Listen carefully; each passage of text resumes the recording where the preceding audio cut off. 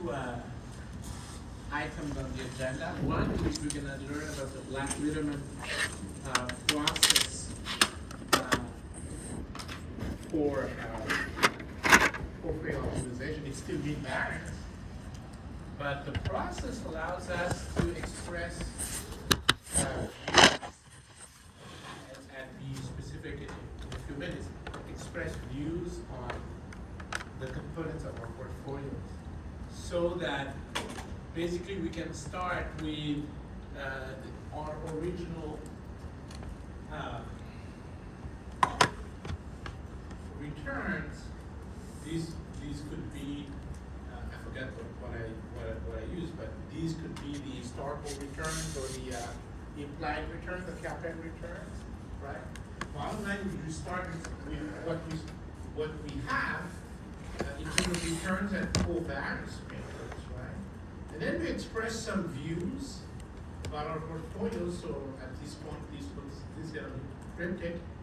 And at the end of the process, we end up with a revised list of returns and a revised covariance matrix, right?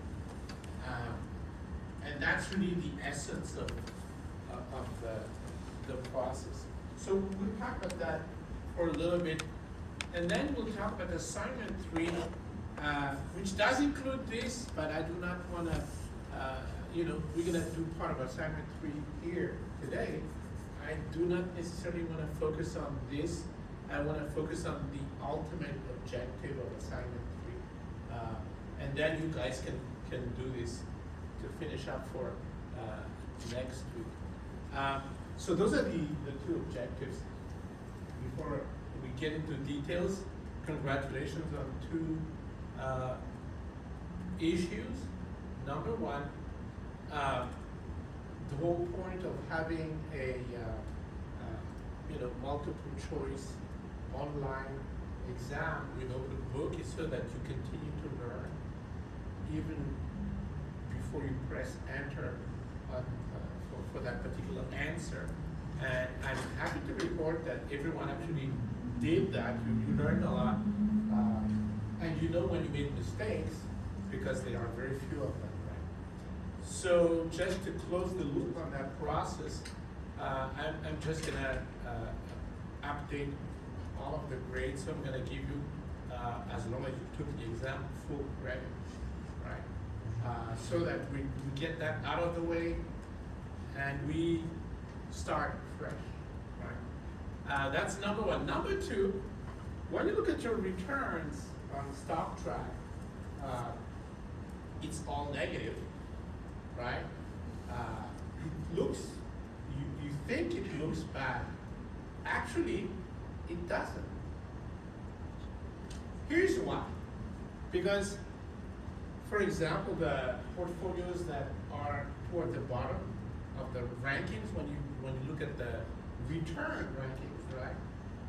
These portfolios have a beta of almost 1.5. What does that mean?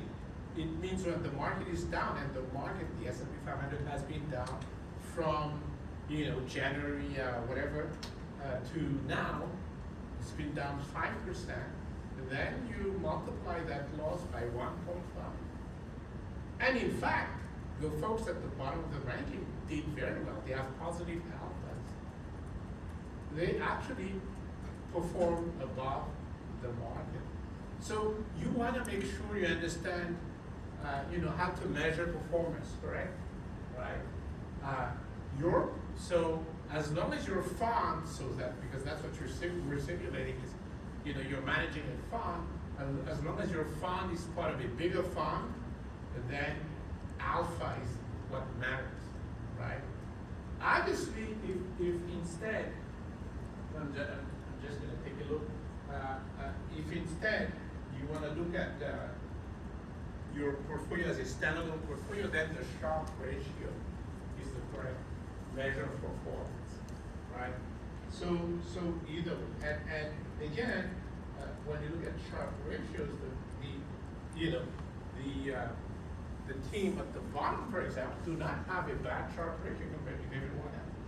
certainly have some of the highest Sharpe ratios. So be careful with measuring performance based on return only, right? So what looks like bad news to you is actually good news. It's extremely negative news, but it's not as negative as the market, right? That's the key. All right, so enough reviews for today. Let's get started with first the Black Literate process. So I'm going to ask you to download it on your laptop and open it, because I'm just going to walk you through the process, right? So you're not going to go through it.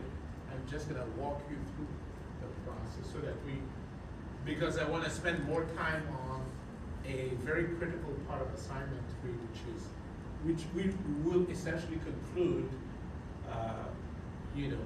our risk management by covariance method, right? So once you have this on your laptop, raise your hand and then we'll get started. All right, so let's wait a little bit. And meanwhile, let me find out, what did I start? What are these prior returns I've used? 45, 71. Also, it's IO. Okay, that's fine. That should be the way it's done. All right, let me see those hands again. Excellent. All right, so let's get started. So here's what I've done. We have to start with some,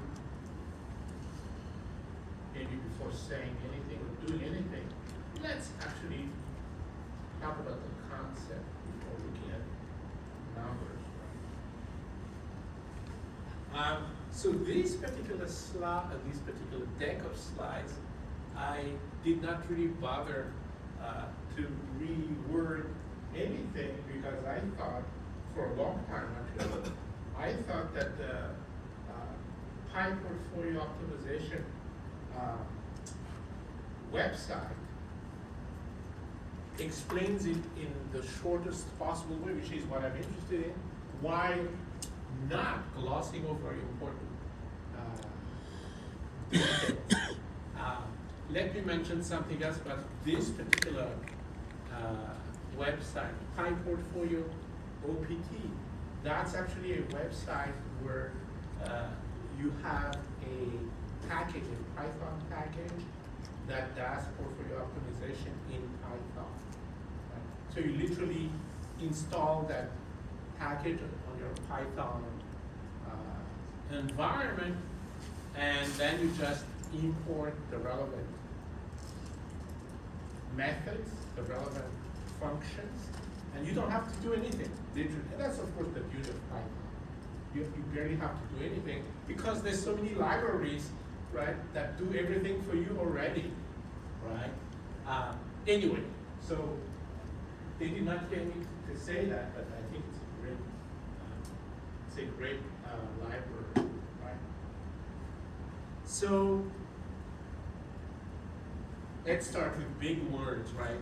This is really a Bayesian approach to asset allocation. What in the world is that? Well, that simply says that if you have some estimates and then you have new data, the new data will be your views.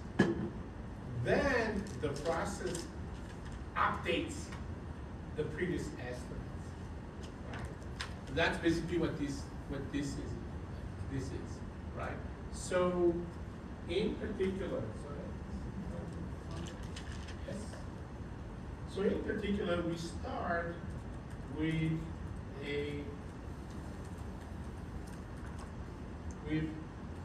some estimates of the rates of return of each of the components in our portfolio, right? Each one of the stocks, for example, right? So in the Excel example, I'm going to start, and usually that's how people do it. We start with a CAPM rather CAPM return. note that we could have started with anything. We could have started with historical return. I'm doing it this way only because everyone does it that way, right? Why? Because you guys have noticed in assignment 2, a lot of you have noticed that you have a more stable, you have more stable solutions, right? With the CAPM returns, where there are fewer zeros, there are fewer columns of zeros, right? Because if you use historical return, then all of the imperfections from the past show up in the form of all of these zeros, right? All right, so we start with our prior estimates of return, let's say CAPM return, and then we compute a weighted average, so it gives the weight on the return, and let's say this is the weight on your views, right? And divided by the sum of the weights, almost, right? It's not exactly a weighted average, but it's very close to being a weighted average. Bottom line is it's a weighted average. Think of it as a weighted average of the prior returns and your views, and that's what gives you these new estimates of the returns, right? So that's the big picture. Let's look at the details, right? Obviously, this is not the prettiest formula that you've ever seen, right? But it pays to at least look at it once in our lives, right? And then forget about it. What is involved, right? So, for example, the weight on the previous returns, right? This weight. It's what? It's a particular constant. We'll talk about that when we look at the Excel example. It's a particular constant that you choose, something between 20% and 50%. And clearly, because it's the inverse of tau, that's the name of this Greek letter, it's the inverse, that's the weight on the prior return. So basically, the bigger that constant is, the smaller your belief in those previous returns, right? The inverse relationship between your belief in the previous returns and tau, right? And in the same vein, right? And this one makes more sense, obviously. Well, I don't know if it's obvious. Let's see if it's obvious to you guys. When there's a lot of uncertainty on the previous returns, in the sense of a large covariance matrix, large by magnitude, right? Then, in fact, the weight is again the inverse of the covariance, right? So the bigger the covariance, the smaller the weight you put on the previous returns. That should make sense to all, right? Because the covariance is an expression, the covariance matrix is an expression of the uncertainty on those previous returns, right? So at least now we know what tau is, we know what mu is. Well, it looks like pi, but it's actually capital mu. And then let's look at the weight on your views, right? On your opinions. And of course, you still don't know because we have not talked about how you're gonna express those opinions, but that's really how you should think of it. So Q is a matrix of opinions, right? So, in fact, the weight has to do with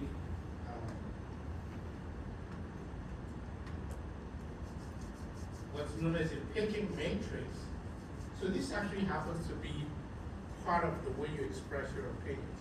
You express your opinions using two matrices, P and Q, right?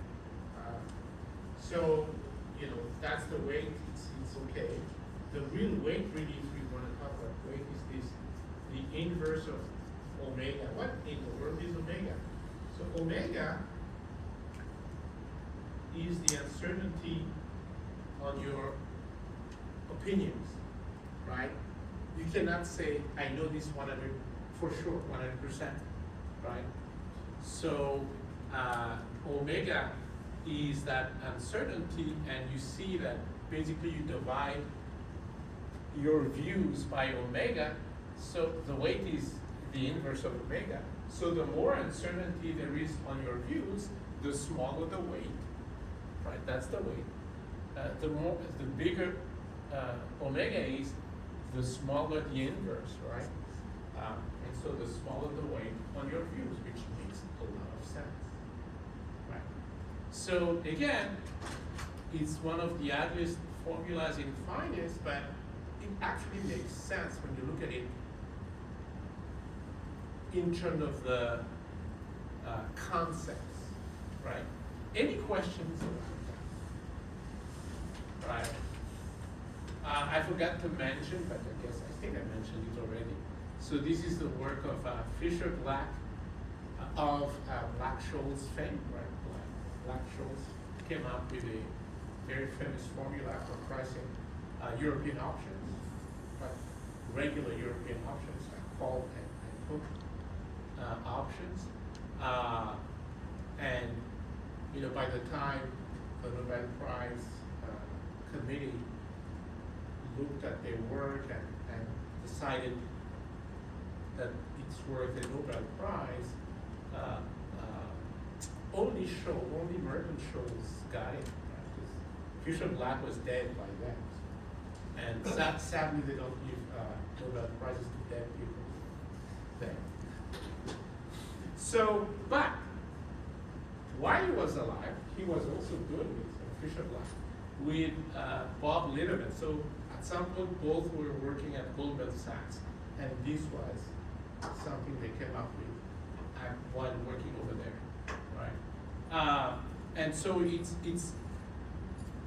served a very good purpose, which was, hey, we have all these zeros whenever we try to use mean variance. How can we make this more workable? Because no one in the real world will accept all these zeros.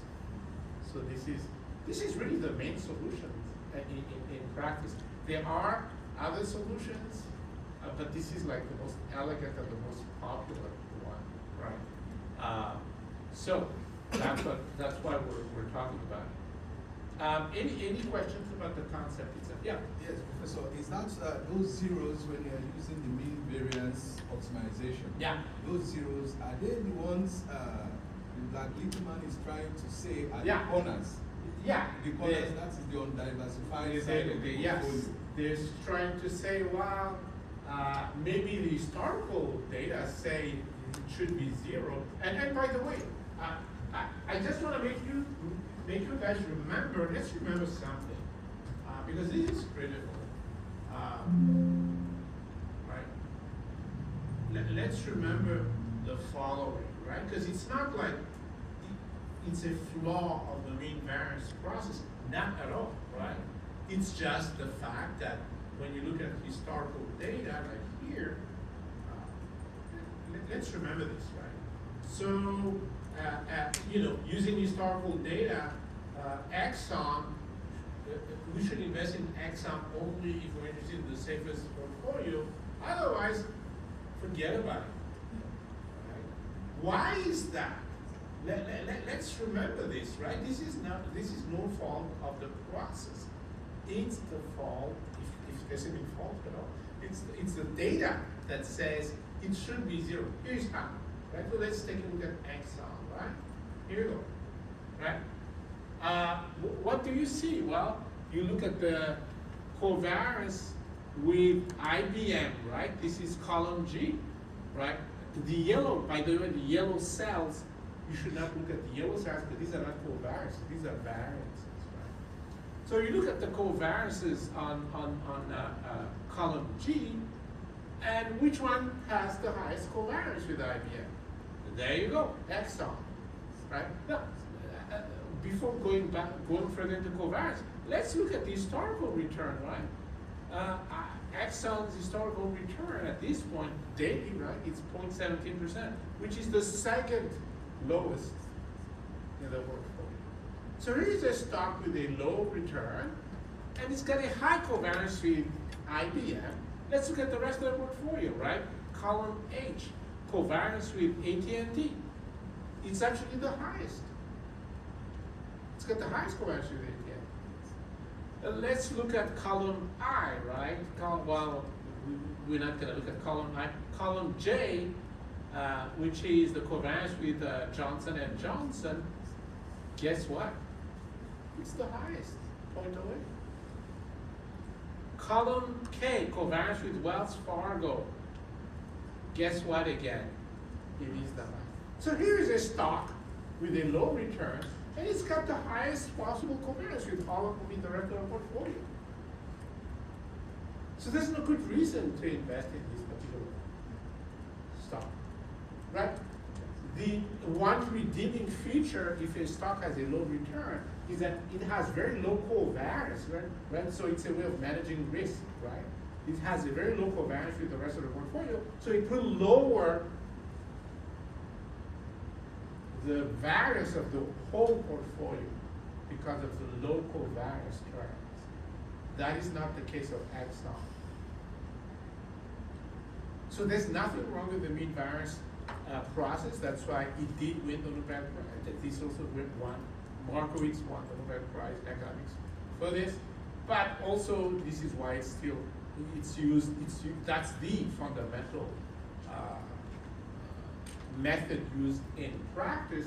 And then people use variations like the one we're going to be talking about, like Liverman, for example, just to take care of these sort of issues. But this has nothing to do with the mean variance process itself. It has everything to do with the data that we're using. We're using historical return, and based on historical return, we get Exxon is a bad stock, period. Nothing will change that, right? But, and here's the key, right?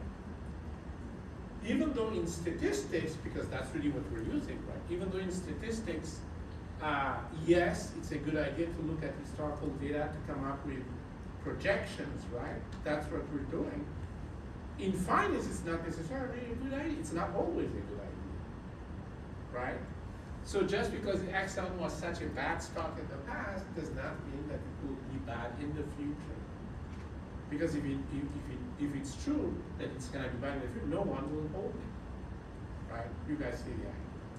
So it's not a mean variance problem, it's a data problem. It's an estimate problem because we're trying to forecast the future. One source of forecast is using historical data. Well, we have one more here. We used CAPM returns, right?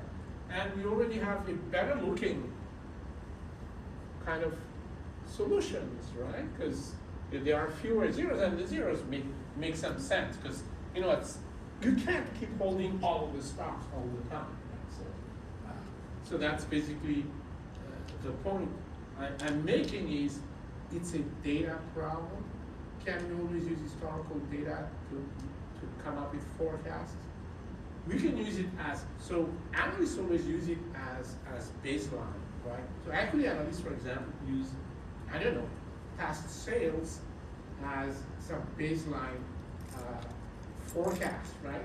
But then they incorporate their analysis of the business, of the economy, of the industry to the baseline. So what you find is not just a simple historical projection, right? You get actually some customization after that historical thing. So same thing here, and that's actually the whole point of Black Liverman, right? Okay, maybe we start with this, or better yet, let's start with the CAPM projections, right? But again, even the CAPM projections are based on historical data, and you guys know that. Right? We did not do anything. We still used historical data, right? It's just that we used a different model.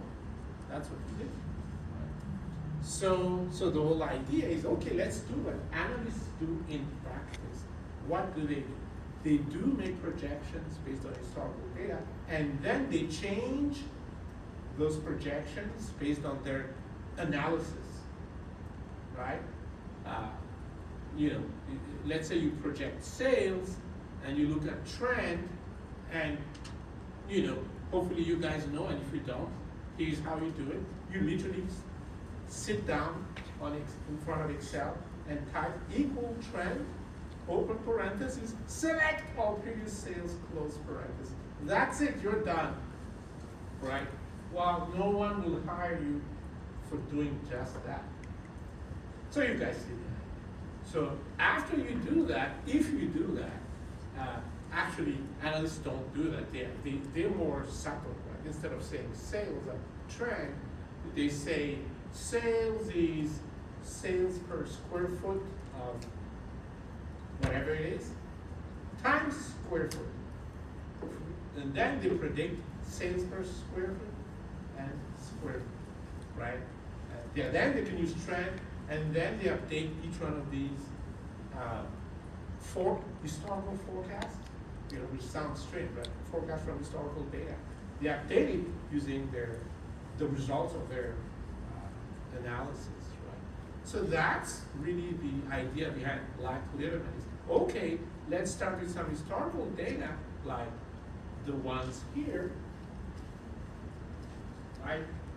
So we got these historical data from using the CAPM, and you remember that the covariance do not really change, the covariance matrix does not really change because it doesn't depend on the return, right?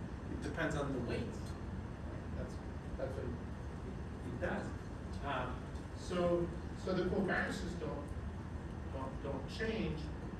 So let's start with that, and then allow the analyst to express opinions based on their own knowledge of the situation, their own work as analysts. And that's how we're gonna get the new estimates of return and covariance.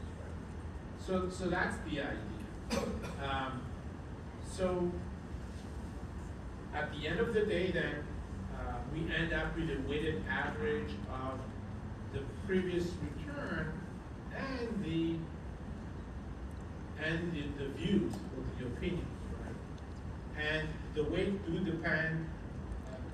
do depend on a number of things. So they do depend on tau, right, which is inversely related with you know, how important the previous returns should be. The weight depends on the uncertainty of the previous returns, right? So the more uncertainty there was, you know, the bigger the magnitude of the covariances, right? The smaller the weight of the previous return. And on the other hand, because your views are expressed by two matrices really rather than one, P and Q, the weight on your views is really the inverse of omega. Omega is the uncertainty on those views. So the bigger omega, the smaller the weights. So it makes a lot of sense. Now, because there is uncertainty on your views, automatically that also means that we have to revise the covariance matrix. So this is the old covariance matrix, right? And because of the uncertainty on your views, right here, we have to add, right, another term. We have to add more uncertainty terms, right? Also, because your previous your previous views or the previous returns were not known with certainty, that also should be part of the uncertainty. Right? So bottom line, the previous returns were uncertain, by this covariance. Your views are uncertain by this matrix. And so these two things should be recognized when we revise the old covariance matrix. Right? So that's basically the concept. Right? And I'm not going to go further into that, but really, they did this just because in practice in finance, that's what we do a lot. Right? It doesn't matter if it's equity analysis or anything, right? We do use historical data to make projections, and then we do the actual work.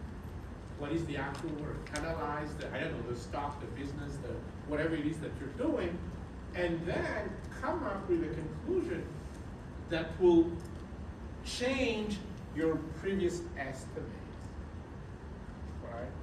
So change the previous estimates of risk, and here we change your previous estimate of return, right? That's the idea. So let me walk you through the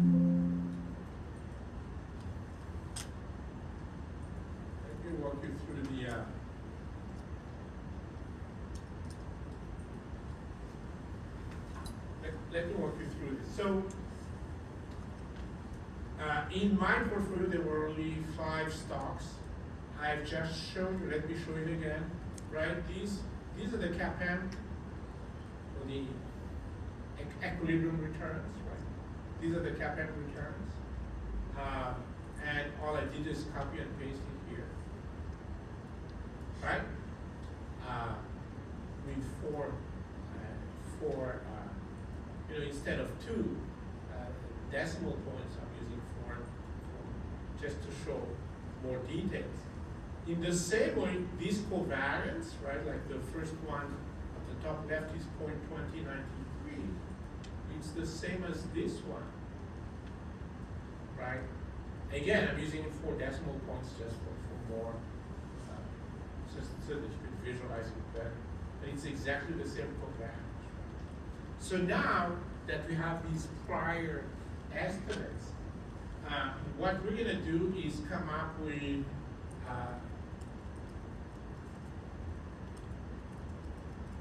the parameters, right? So let me start maybe with the most important one, which is the views. So in this case, I'm expressing 2 opinions or 2 views, right? Hopefully educated. Hopefully I worked very hard to come up with these conclusions. I can tell you I didn't, but the point is that's the idea, right? So, for example, in this particular row, I'm saying, by the way, how do I express views? So there's 2 matrices, P and Q. So let's start with matrix P, right? Matrix P has as many columns as there are components in your portfolio. Do we all see that? Right? If you have 10 stocks, you have 10 columns. And then, in my case here, I have 2 opinions, so there's 2 rows. Do we have to stick with 2 opinions? No. It could be any number, right, of opinions or views. And again, these are supposed to be views and opinions that you came to after some deep analysis, right? It's not like me. You should not. It's like I sound like a parent. Don't do what I do, just do what I say. Same thing here, right? Even though I randomly came up with these opinions, you should not do that. Do something. But anyway, in this case, there's 2 opinions. Let me express the first one. The first one, I'm saying the AT&T return, I'm gonna speak English and then I'm gonna read the algebra. So the AT&T return should be above the Exxon return by 0.1%. That's my first view. So let's read this in terms of algebra. It literally says 1 times the return of AT&T minus 1 times the return on Exxon equals 0.1%, right? So hopefully that makes more sense to you, right? And if not, let me see if I can write something on the board.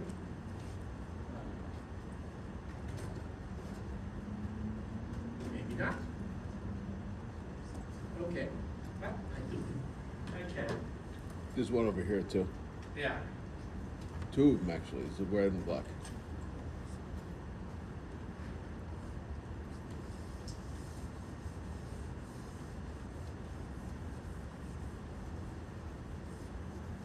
I don't know if I've ever used a blackboard so much. You know, every time I come here, it's full of them. Well, the person who's here before you doesn't like to erase the board. I know that. You know exactly who it is still. Because I've seen him before. So basically, in terms of algebra, it literally says, you know, 1 times the return on, what was it, AT&T, minus 1 times the return on Johnson & Johnson, Exxon. Exxon. Okay, thank you. So,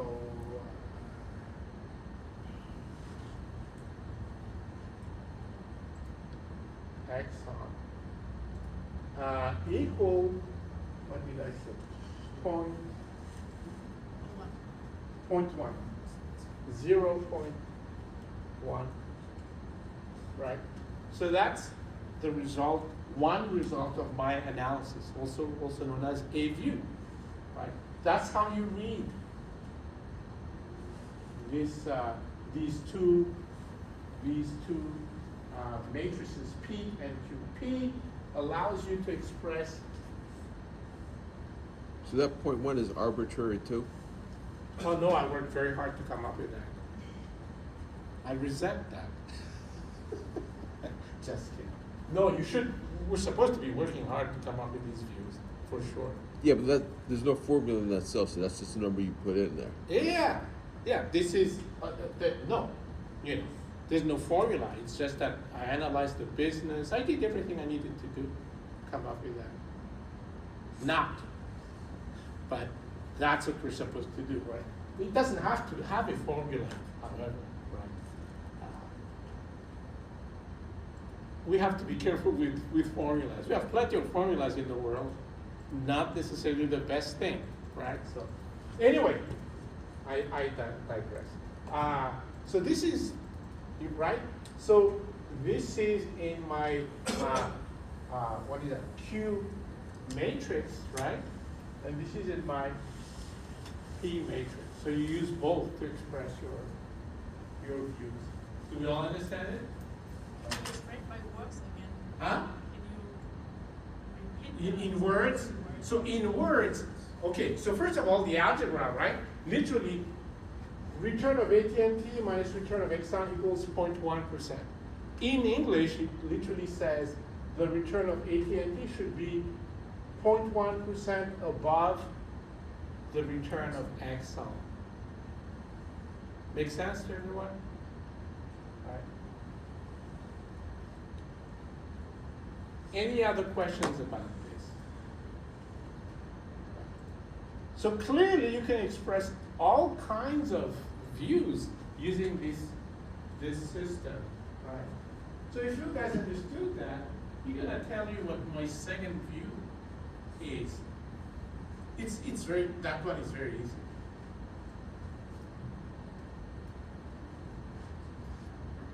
What's my second view? J and J is 1.2% better J than and the field. J's return should be 1.2%, which is quite an opinion, given that the previous estimate is 0.5. Do we all see that? Now, before we go further into the details of what else we need to do, right? Because we have to do a number of, right now we just express the opinions, and by the way, that's the most important part of it, right? You have to know how to express, well, first of all, you have to have opinions, and then you have to know how to express them, right? That using the P and Q matrices. the more you do it, the more comfortable you'll be with it, right? But you can, looking at the algebra over there, you can tell, you can express a lot of things, right? Now, let me mention that, you know, before we go into the details of the parameters and how actually this is done, once I've expressed that opinion that AT&T should be above Exxon, look at the historical difference, right, between, not historical, but the previous difference, right? Exxon was 0.67% and AT&T 0.41, and then that difference came down to 0.82 versus 0.77. AT&T is still not above, right? But at least it got closer. Why is that, you ask? Well, because I said I have only 69% confidence in that opinion. So for example, if I change the 69 to 99, so I don't know how anyone can be confident with 99%. Okay? Who knows? Did you guys see that? All of a sudden, AT&T is in fact above Exxon, not by the full 0.1%, but really close. Do we all see that? It has to do with the so that's the next thing I want to mention. Let me go back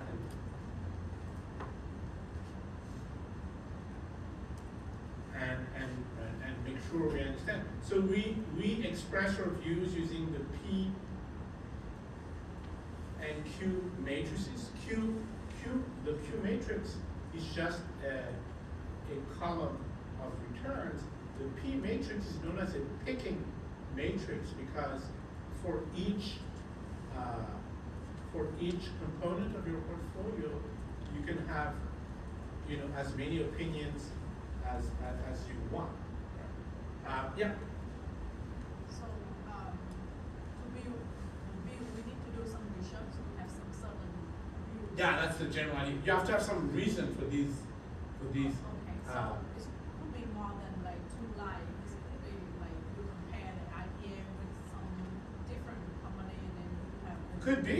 Well, typically it would be more than two lines, right?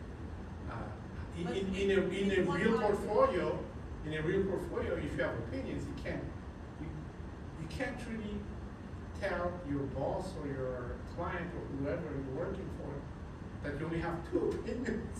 That's pretty bad, right? Except in a classroom, of course, that's fine, right?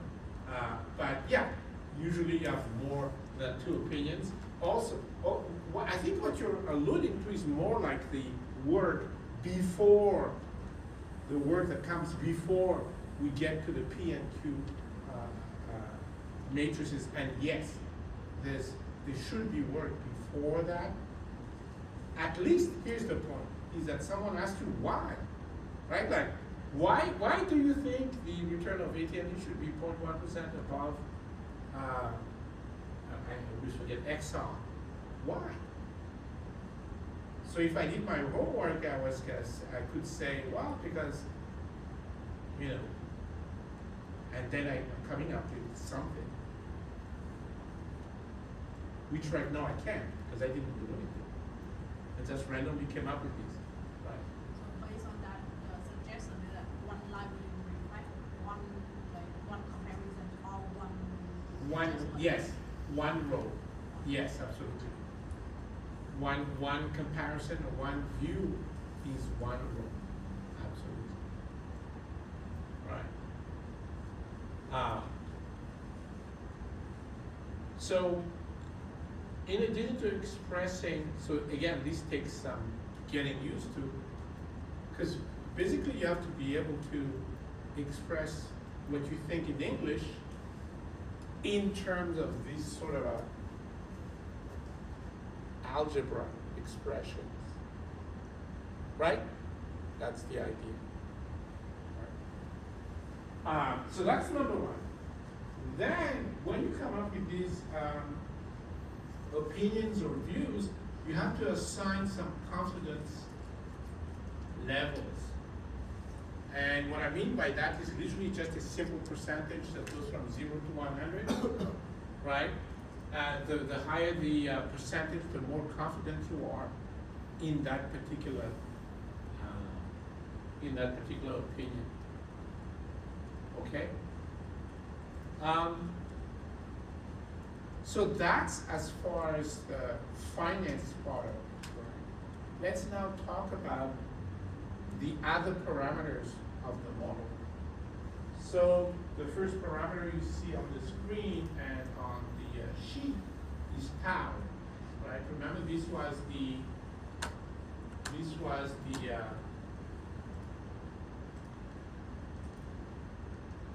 part of the weight. Was part of the weight on the previous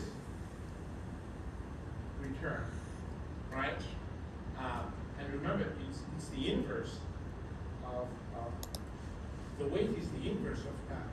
So basically, the smaller tau is, the bigger the weight you put on the previous return, and that's exactly what you read here, right?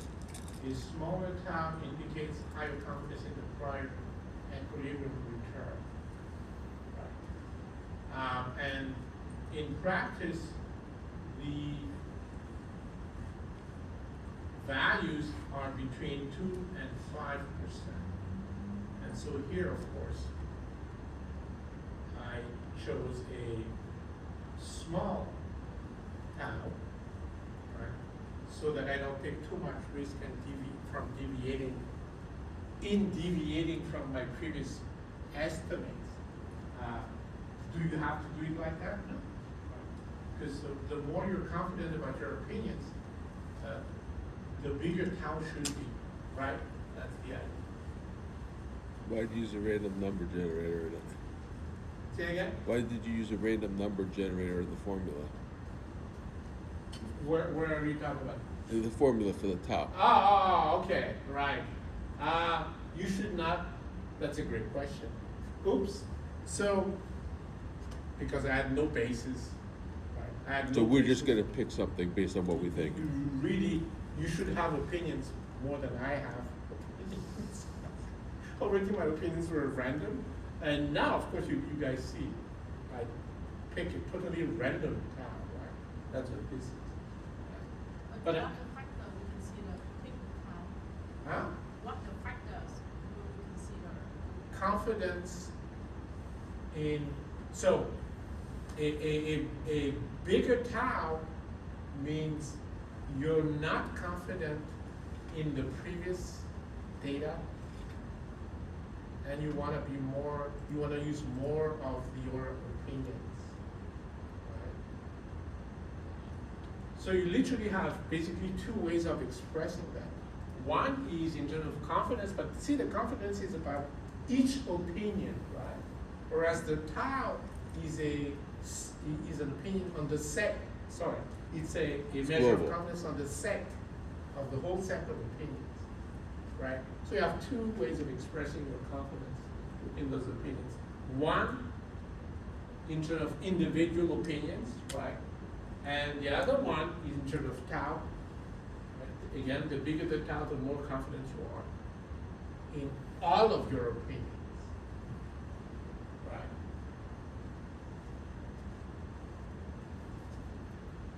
So that's the first parameter of the model that we have to choose. I was going to say independent. Actually, no. It's actually related to the views, so I should not say it's the only parameter. It's part of our opinion system. All right. I want to make sure you understand how we get omega. So omega is a result. This is omega. Right? If you need a refresher,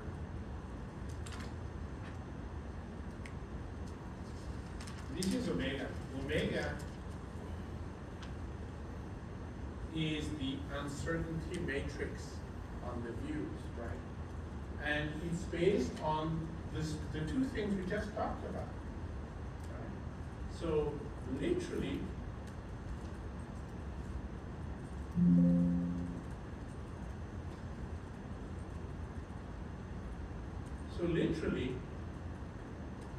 how do we compute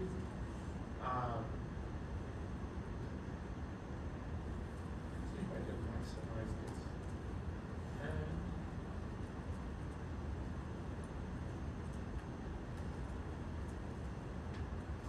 so how do we compute omega? So the first term for omega, and then I'll show you actually a numerical and manual illustration, which you don't have to do. You have to do it using matrices like here, but when you do matrices, it's not always clear what's being written, right? So the first term, 1 minus I11 divided by I11, I11, remember, it's the confidence on that first opinion, right? So the first term is basically what's known as a confidence factor, right? And bottom line, the higher the confidence, the lower the confidence factor, right?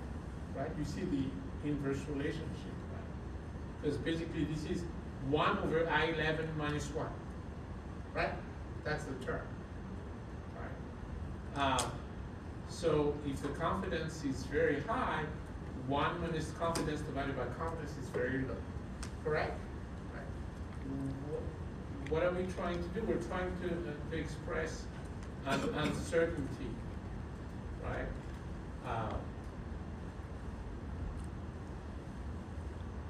So we have that confidence factor, and again, if the confidence is low, then that particular confidence factor is going to be very high.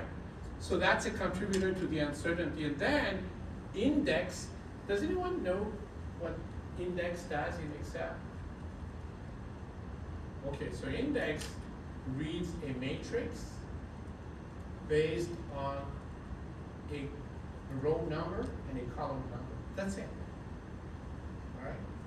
So if you say index, open parenthesis, and you select the matrix, and then comma 1, comma 1, it's going to read the first row, the element in the first row and first column of that particular matrix. All right? So that's what index does, right? So, but what are we doing here? We're multiplying A11, E12. What is that? That's the P, right?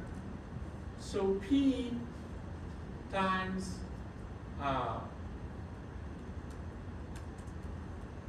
K3, which is tau, right? And then times the transposed P again, right? So that's basically what we have. It's a product of essentially of the P matrix and tau. And we're just reading the first row and the first column, right? So even though that does explain it, I'm not sure that everyone will understand it. So I actually took, let's say, this particular result, and I computed it by hand just to make sure I understand where it comes from. So my confidence level is 69%, right? So my confidence factor, remember, 1 is 69 divided by 69. So my confidence factor is almost 45%, right? It's a measure of uncertainty. The bigger the confidence factor, the bigger the uncertainty. Obviously, it's less than 50%, so it's not that big. The uncertainty is not that big because my confidence is almost 70%. Does that make sense? Right. So I start with that. Then times what is that whole thing about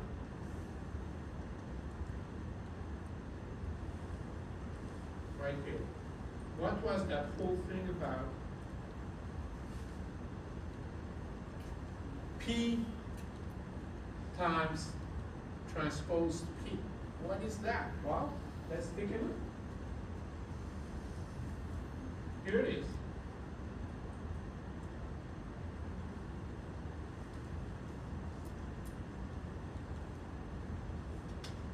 So so you guys see the formula there. It's the variance of what is that stuff? We move this a little bit. It's AT&T. Right. Variance of AT&T plus F5 variance of Exxon minus 2 F4 covariance between AT&T and Exxon. What is that? That is the variance of this portfolio. So far, I'm trying to explain the omega matrix, right? The first factor is essentially the inverse of the confidence factor. The smaller the confidence, the bigger the uncertainty. The second factor is the variance of the portfolio that you're expressing. Because the more uncertainty there is on that portfolio, it's normal that the more uncertainty they should be attached to your views using this portfolio. And the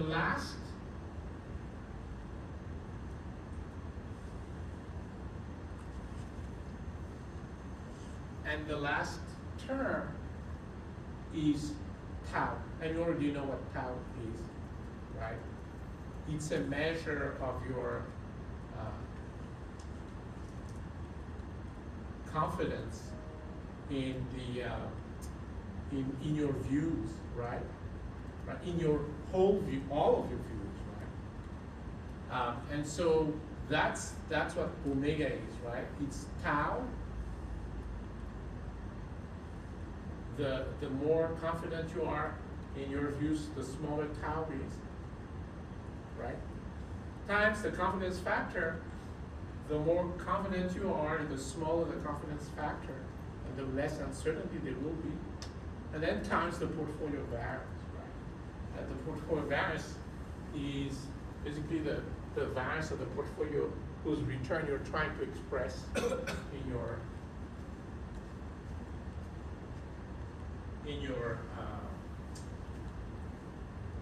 view, right? And so just making sure I'm convincing everyone. So what I've just explained this, right? Maybe I should, let me see if I can, right? I just want to make sure you understand. I've just explained one element of the omega matrix, right?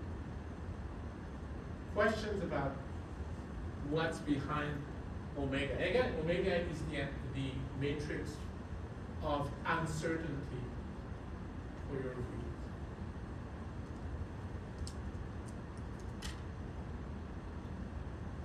No questions? Is this, right? Do we understand the concepts? That's what matters. All right. So now we have everything we need to compute the resulting new return estimates and new covariance estimates. Again, the equations do not look pretty,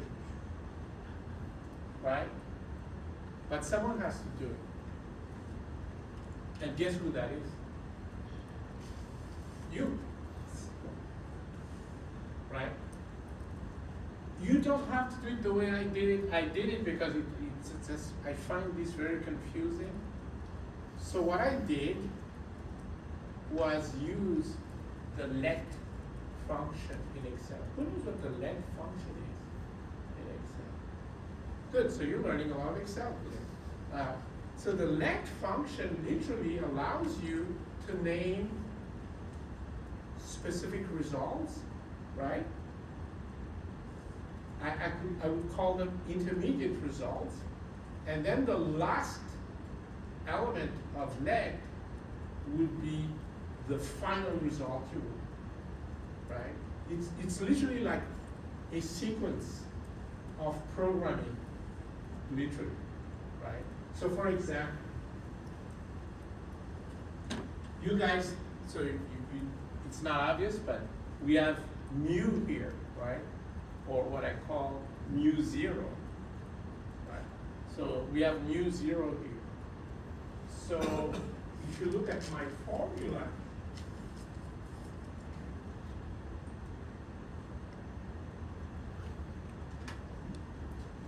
what is the first pair? So that's what you should do. Look at pairs.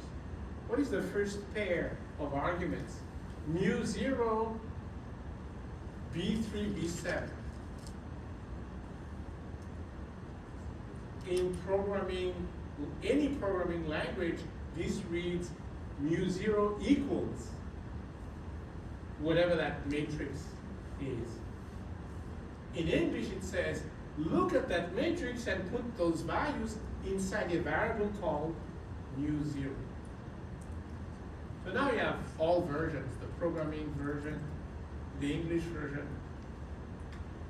You take your pick. Right? So that's the first thing I'm doing. Let's put the vector of prior returns into a variable called mu zero. Why? Because in my formula there's something called mu zero right here. Let's look at the second pair. What do you see? We're gonna put, can someone tell us in English what this does? The second pair? We're gonna put the covariance matrix inside a variable called sigma.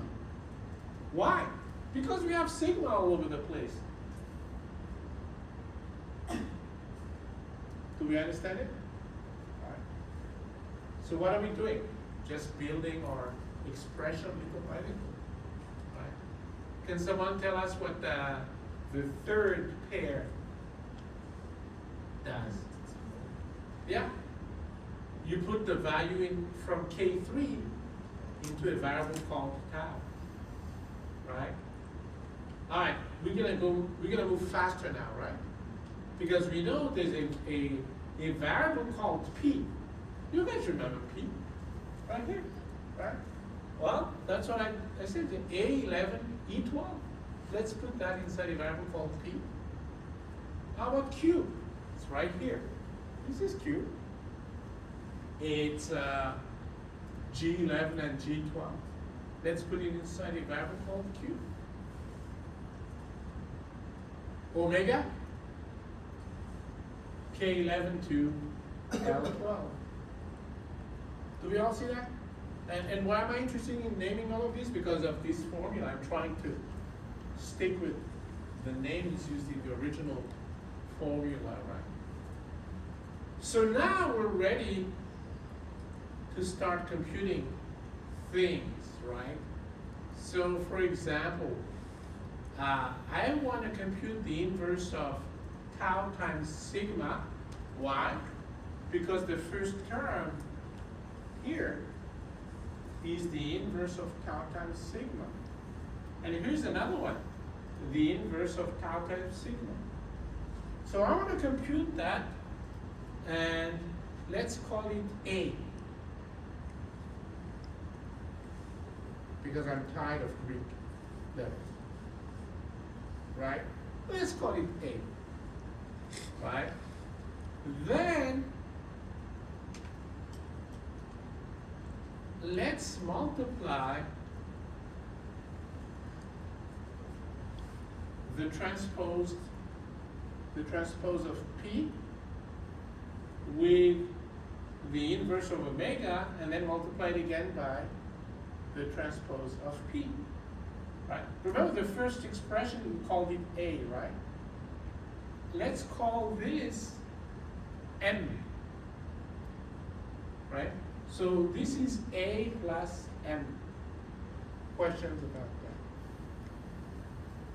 that? Okay? So, we have A, we have M, and guess what? If we have A plus M, we have to compute the inverse, right? Of A plus M. And let's call that, what did I call it? B. So this whole thing, this first expression, we call it B, okay?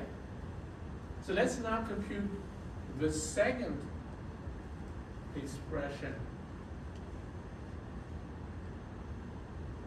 And when we compute the second expression,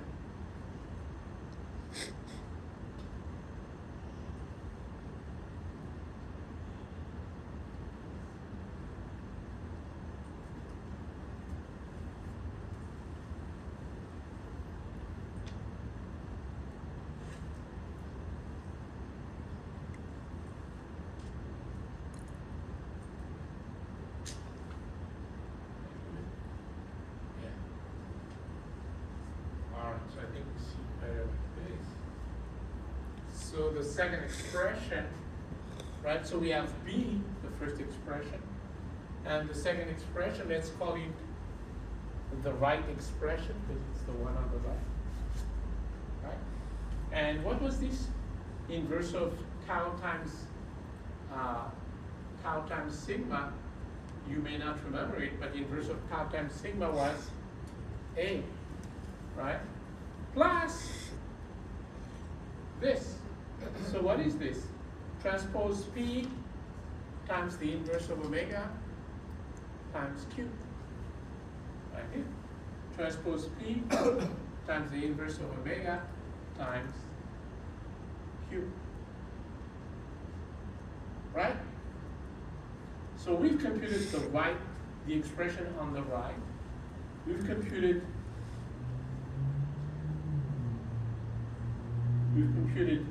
B, right? This was the expression we called B. What's left to do? Let's multiply B with right. That's the final expression. So let allows you to name a sequence of calculations and assign the results to specific variables. And then the final step is the final calculation. And you don't need to assign it to anything because that's the result you want.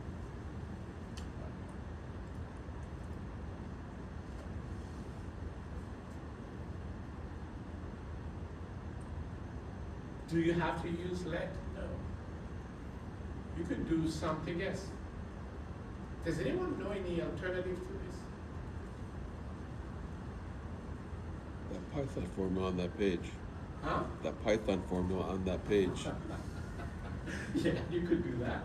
But you could do it manually.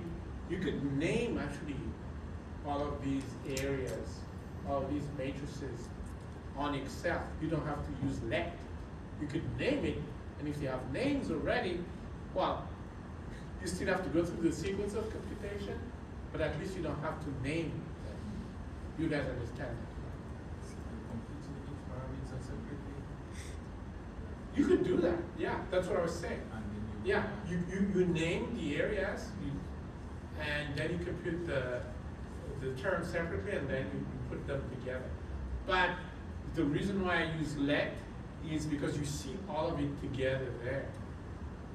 All right. And so let's quickly go over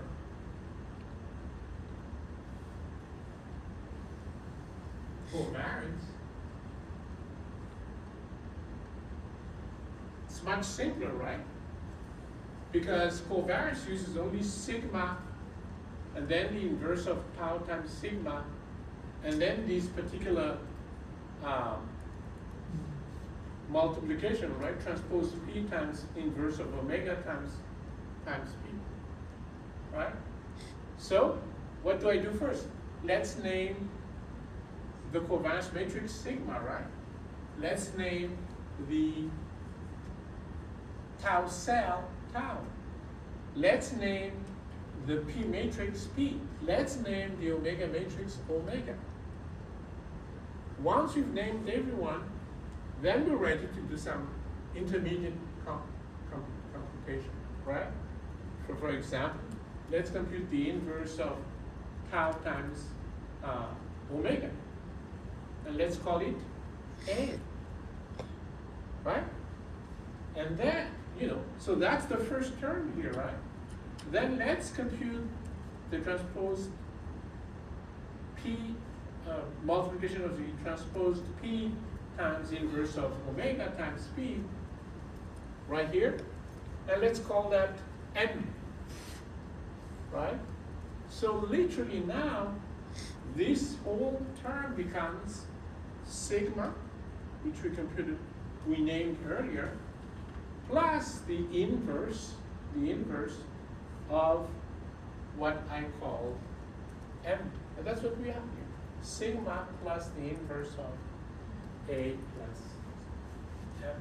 So the last parameter is always practically the copy. It's always the final result. Result, Yeah, it's always the final result.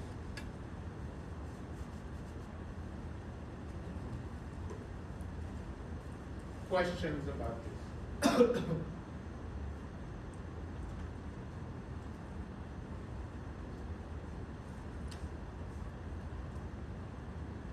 And again, please note that there is no limitations in terms of number of views, right? Number of views that you can use in this particular process.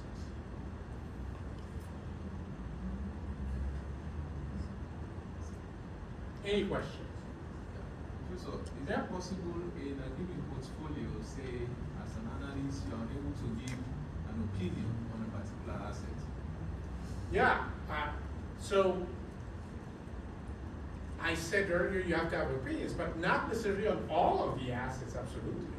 Right? Maybe what that means, it's not that you don't have opinions. What you're saying is that you trust the previous estimates as far as that particular asset is concerned. So literally, what looks like an absence of opinion is already an opinion. It's an opinion in itself, right? You only involve assets whose prior estimates you don't like. Right? Did you get into trouble with too many estimates? Get yourself in a position where it's not solvable? The system itself does not try to solve anything, right? Literally, it's literally base. So it's just process. flipping matrices, so Yeah, there's no optimization There's in this part. No, there's no optimization. It's literally pure calculation. Right. And so even though it doesn't look it, the most difficult part is actually expressing these views. Having these views and expressing. Because the rest of it is, you use exactly the same mechanical process.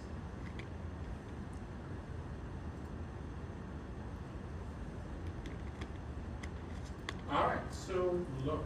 So if there's no more questions, I'm going to stop talking about the Black-Liederman model, and we're going to take our break. And when we come back, I want us to focus on a particular aspect of assignment 3 that will hopefully unlock for you guys some understanding of what the objective is, right? Because at some point we have to come up with some actual conclusions, right? And so that's what I want us to do in the rest of this session. So let's take 15 minutes. Let's pretend it's 7:45. So at 8, we'll be back and do what we do.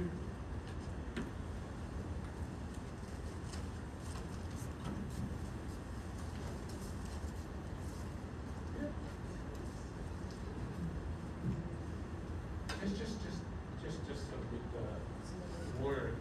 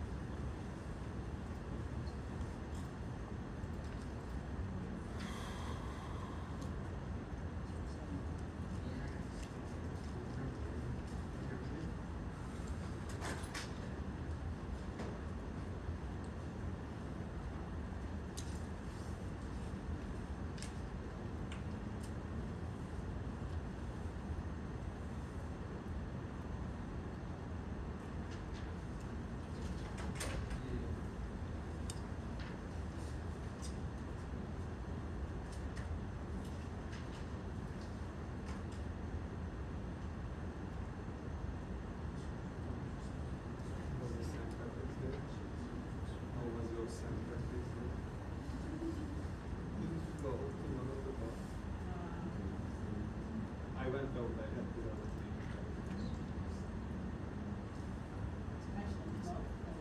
Huh?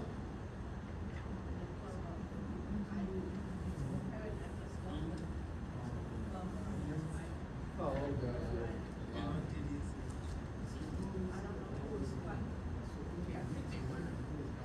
What?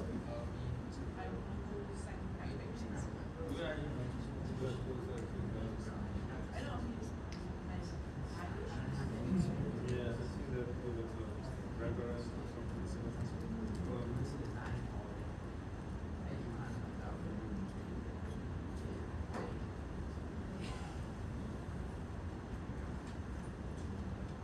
Bishop.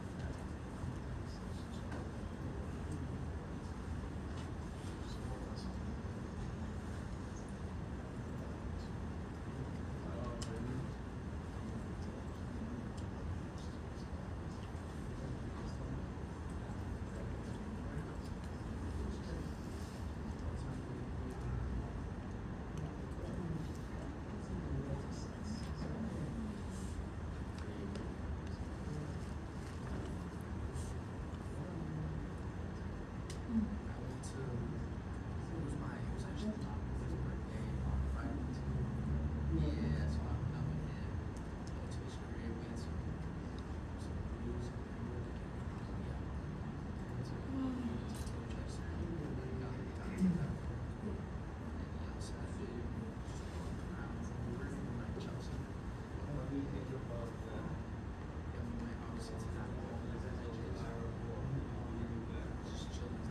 What, which one?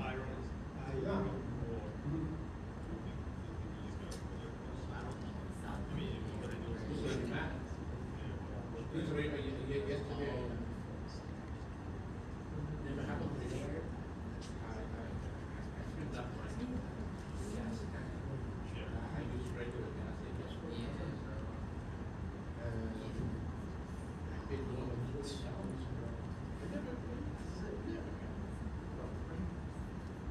I paid $5.87 for diesel this morning. And Well, that's the least most of. I have other.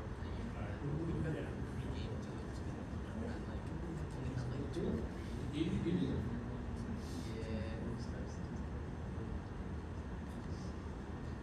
I'm more worried actually about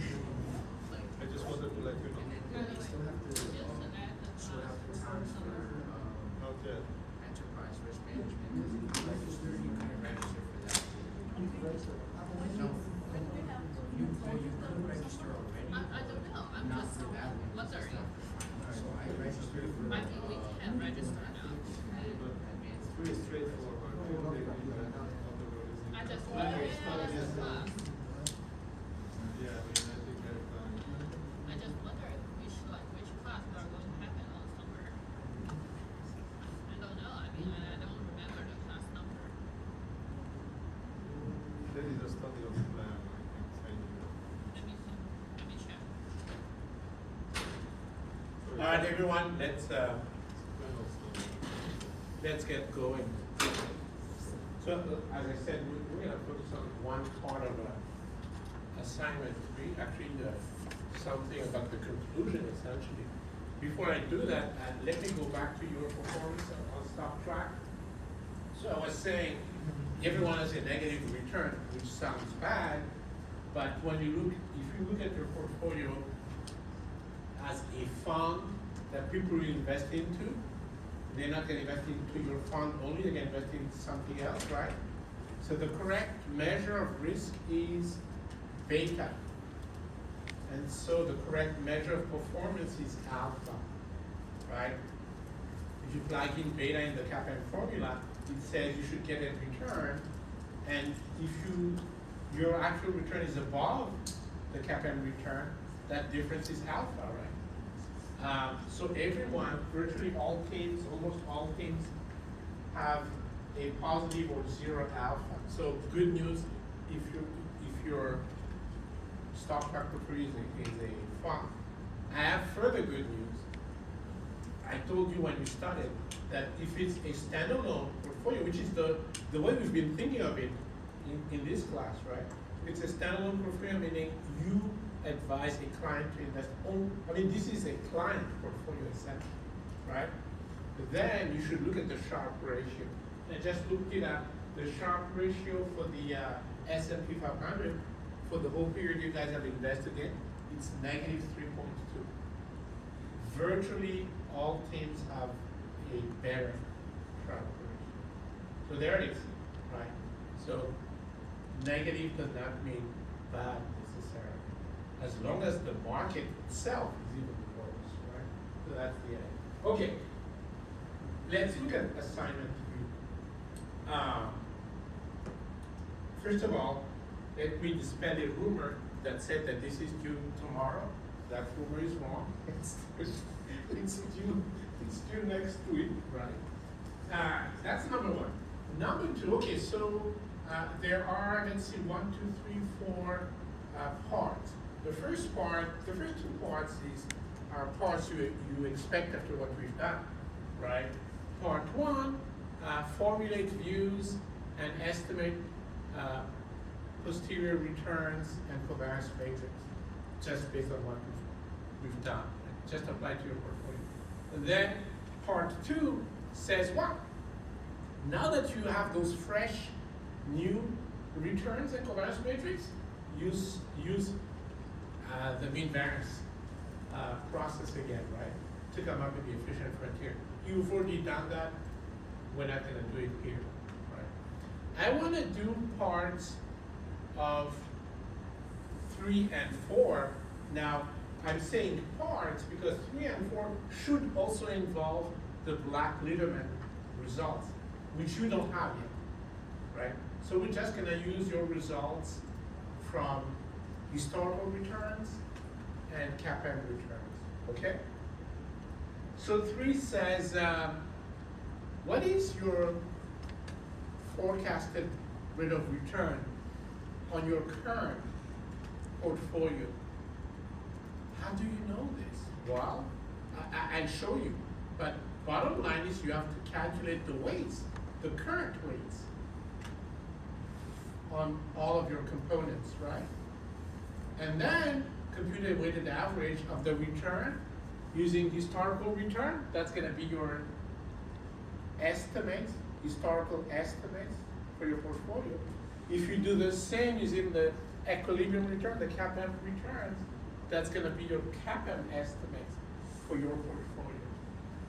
And today we're not going to do the third one, but you should do it for next week. For submission next week is the Black-Liderman return.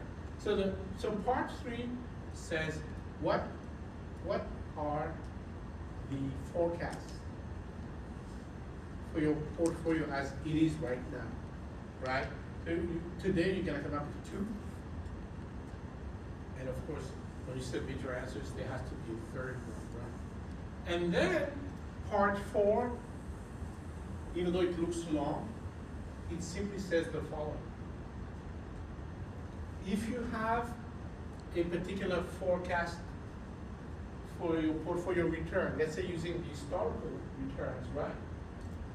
Let's use Solver and find the best portfolio with that target return. Do you guys understand? Those weights are likely to be different from what you have chosen.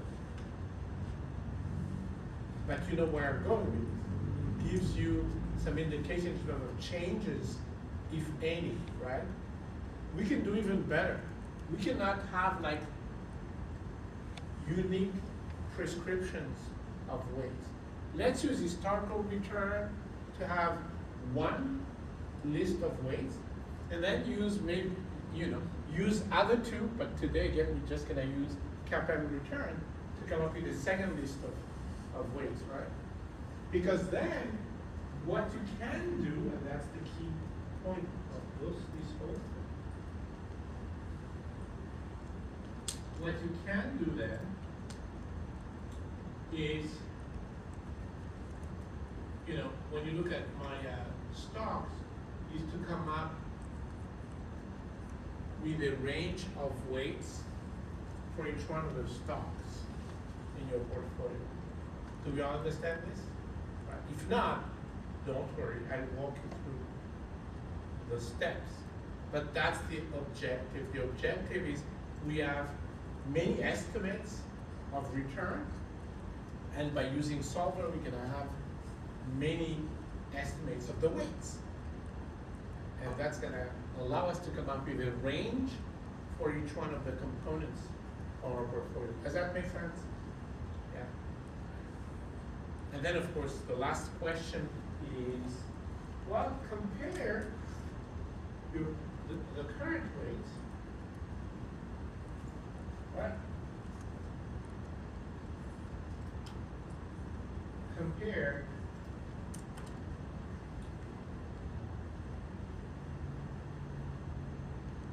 the current weights with the range that you've just come up with, right? And then react to it, right? That's the idea. Right? Explain it. So that's the idea. Let me walk you through the details so that this will become hopefully clearer. So let me pretend I worked hard to choose my portfolio, right? Here's my portfolio.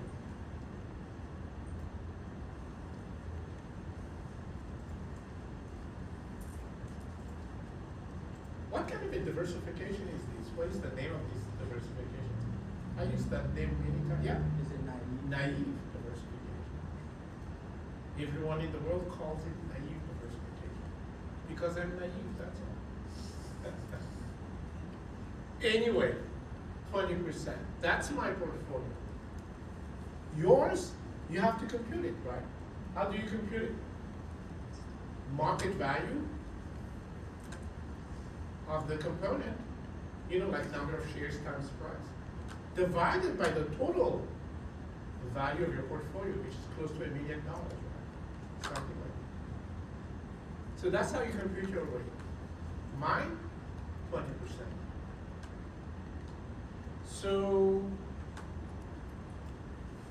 oh, by the way, how did I get 20%? By the way, I did pretend I did the work because I wanted to show you the work that's involved, right? Like, I collected the actual dollar amount invested in each one of those stocks. I computed the sum, and then each weight, right? It's the dollar amount invested in that particular component divided by the total value of the portfolio, right? You have to do that today. So that's number one. So once you have the weights, here's the next step.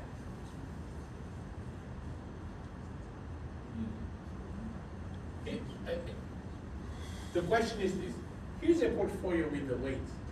What is the expected return? What's my forecast for the return of this portfolio? Well, it depends, right? It depends on my forecast on the individual returns. Make sense? So for example, if I use, let's say here, I use the CAPM returns, right? Here it is. So how do I compute the return of my portfolio with these weights and these returns? Anyone? Right? Some product, or you transpose this and you multiply it with that. Correct? Right? Either way, right? I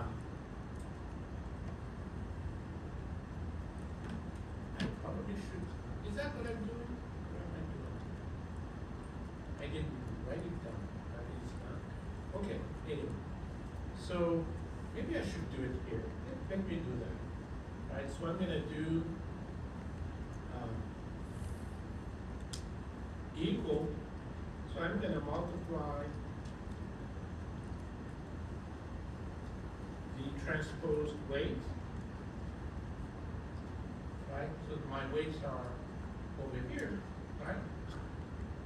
Multiply that transposed weight with these CAPM returns.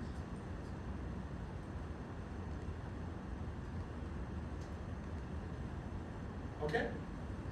You saw me do it, right? Here's the formula.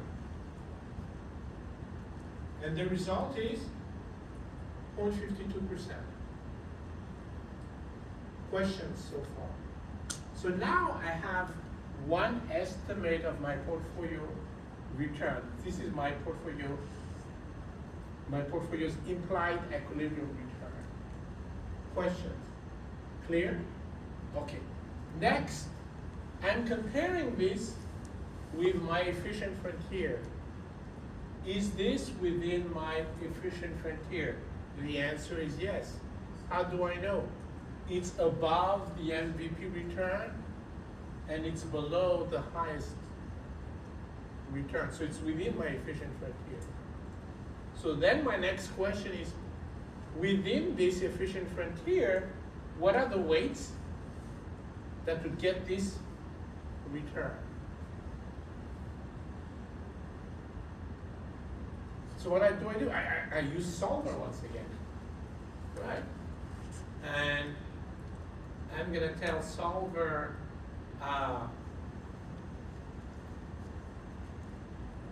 let's see first of all if I still have solver. Yeah, I do. So I'm gonna tell solver, because this return of 0.52% is achievable in the efficient frontier. So I'm gonna tell solver, find me the weights. So that's gonna be, yeah, C2, C6 that minimizes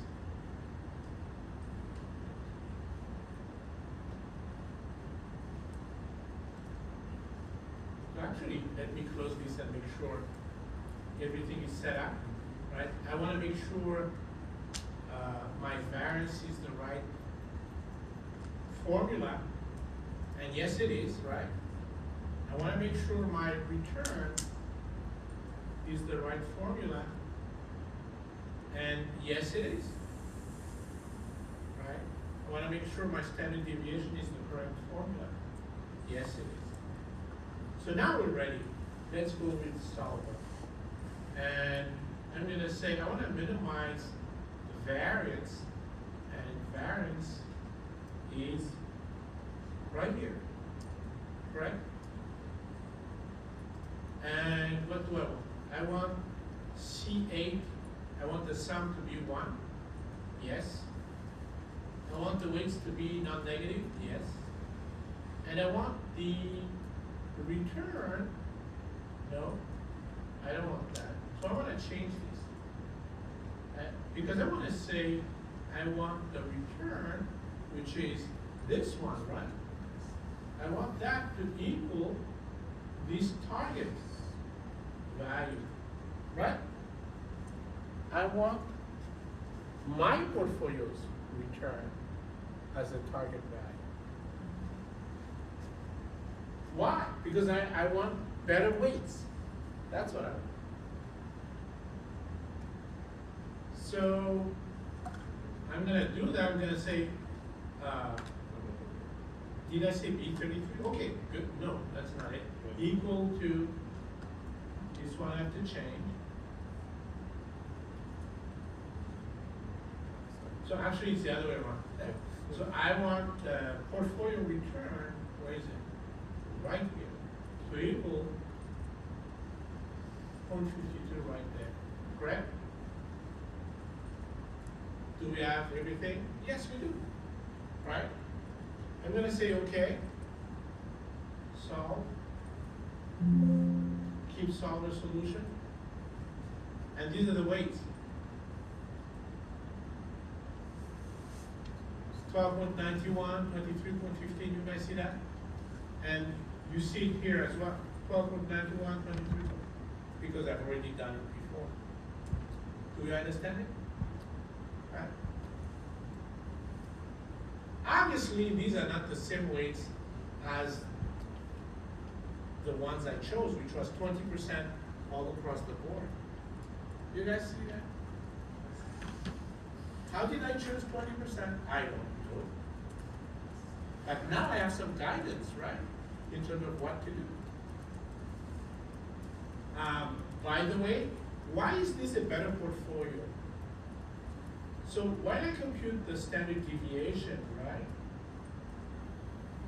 When I computed the standard deviation with the 20% weights, right?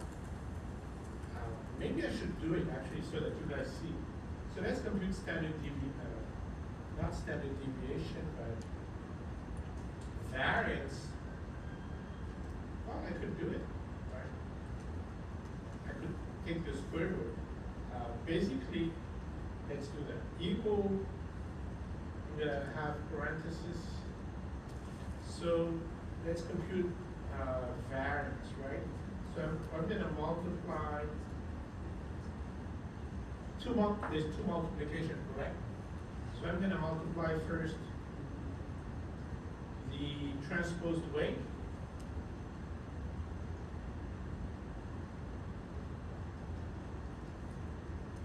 And remember, my weight, I'm talking about the original ones, right? So transposed weight,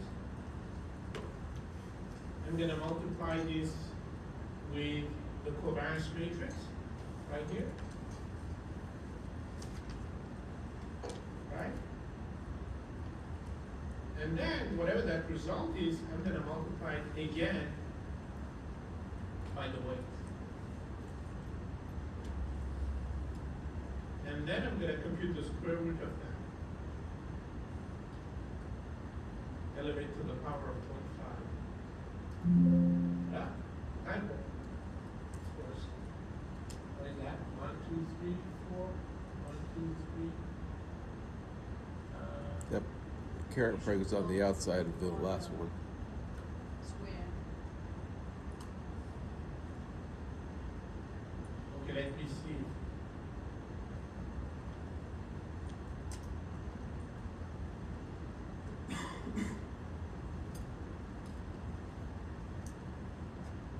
So this is the correct formula, right? Transpose the weight multiplied by covariance, and then multiply it by the weights again.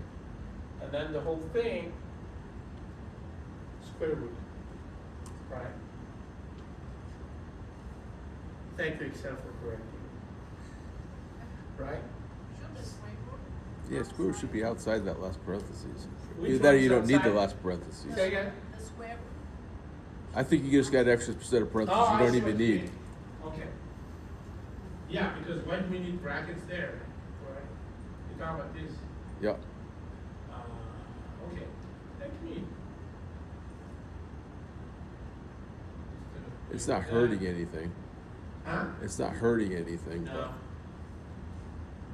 you'd have to take it out in front of the ML there you too. go, right?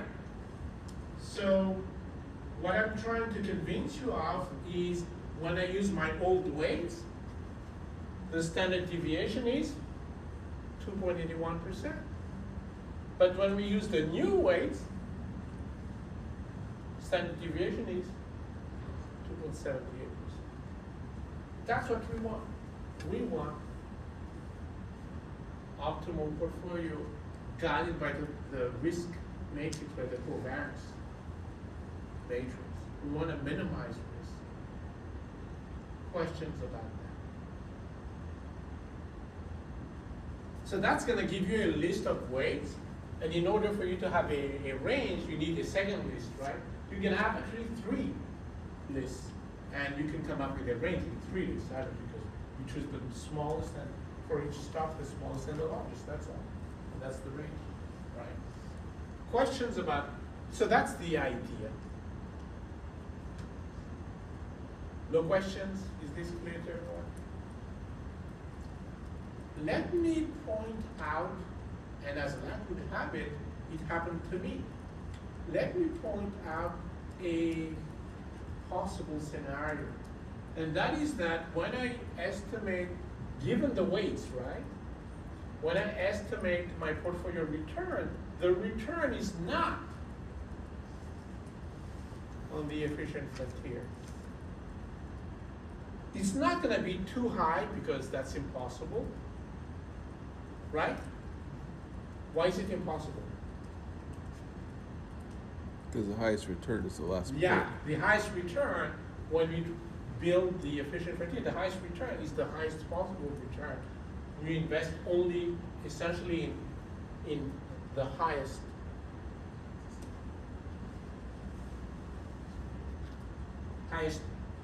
yielding asset, right? So it's not possible that whatever the return I'm forecasting is going to be too high. But it's possible, because I'm a genius, that it's too low. In fact, that's what happened to me. Look at this. I used the same weights, right? It's the same portfolio. But instead of using the cap and return, I used the historical return. And guess what I found? 0.59%.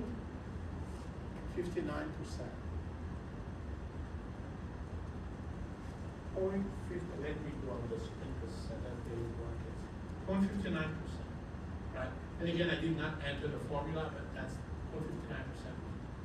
Take a look at the efficient frontier. Conclusion. It's really a bad return. So this is a case when you use solver, but instead of trying to find the smallest risk for a given return, when the return is too low, what you want is find the highest return for the same level of risk. Do we understand this? Let me try and explain it again in a picture.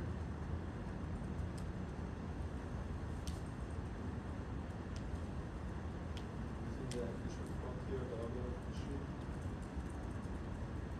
Hold on, let me first do this. So this is the MVP, right? The return I chose, this is the return of the MVP, right here. Right? Right. The return of my portfolio was over here. It was too low, correct? Lower than the MVP return. So, is it a good idea to say, well, let's find the same return at the smallest possible standard deviation? Is that a good idea? And the answer is no, because it's not on the efficient frontier. Instead, for the same level of risk, you can find higher return. Do we understand this? So that is a possible scenario, that the return of your current portfolio is really too low compared to the efficient frontier. So in that particular case, instead of minimizing variance for the same level of return, what you want to do is maximize return for the same level of risk. Questions about the concept?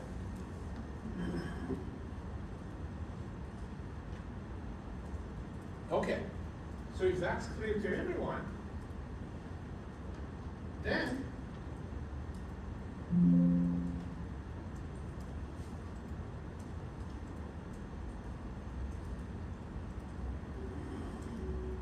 what are you gonna do? Let's do solver, right? First of all, let me make sure you understand what I just said. This is the return. It's too low compared to the efficient frontier. So we can always do better in terms of return for the same level of risk. Right? If you look at the efficient frontier, and this level of risk, my portfolio has a 2.81% level of risk. 2.81% is somewhere over here, right? And look at the efficient frontier. I could get like 1% return daily. My current return is 0.6. You guys see the point, right? That's a problem. So let me stick with that level of risk and find the higher return. Does that make sense? So here's what you do with solver. First of all, you make sure, again, that your return is computed correctly, and right now it's not computed correctly because it's based on CAPM return. But the data I'm talking about, the efficient frontier I'm talking about, uses historical return, correct? So let's make sure we change the formula, right? And instead of using IER, we want to use these historical returns, right?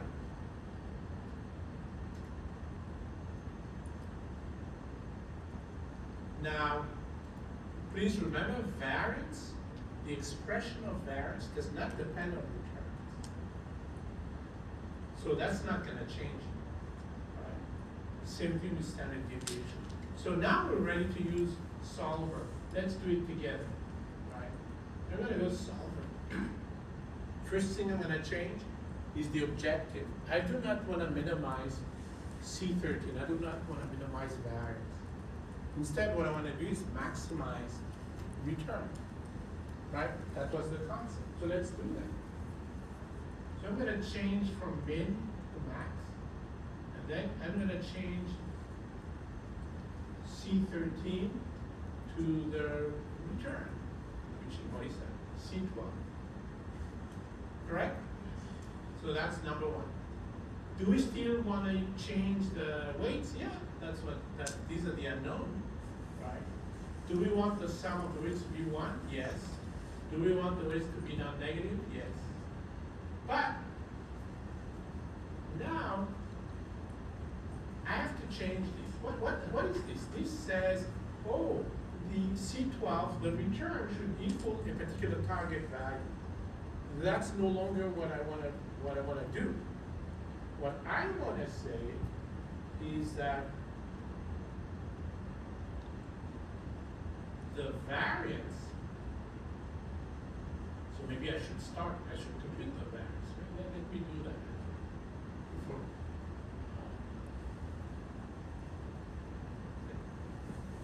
We just say, okay, don't pay attention to that because that's pretty. So what I want to do is say the variance. What is the variance here? Let me write it somewhere. Variance.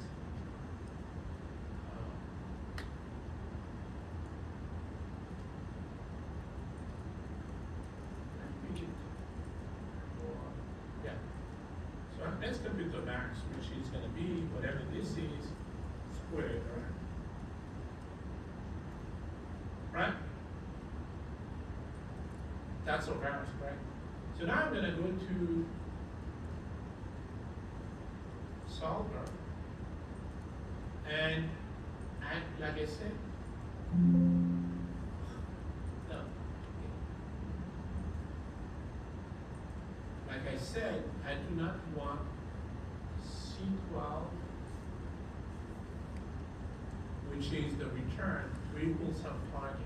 Instead, I want to say the variance, the portfolio variance.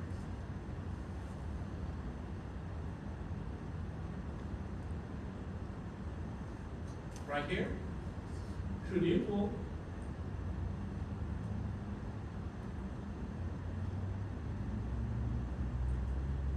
that value, correct? Right. That's the target value, so I'm gonna say okay. And let's see if it's got solutions. So yes, it's got solution, 2.35, 31.81, blah, blah, blah, right? Which is roughly what I have here, right? So what do we have? We have a brand new, remember the old portfolio, 20% all over the place. We have a brand new portfolio with exactly the same level of risk, but a much higher return, 1% as opposed to 0.6.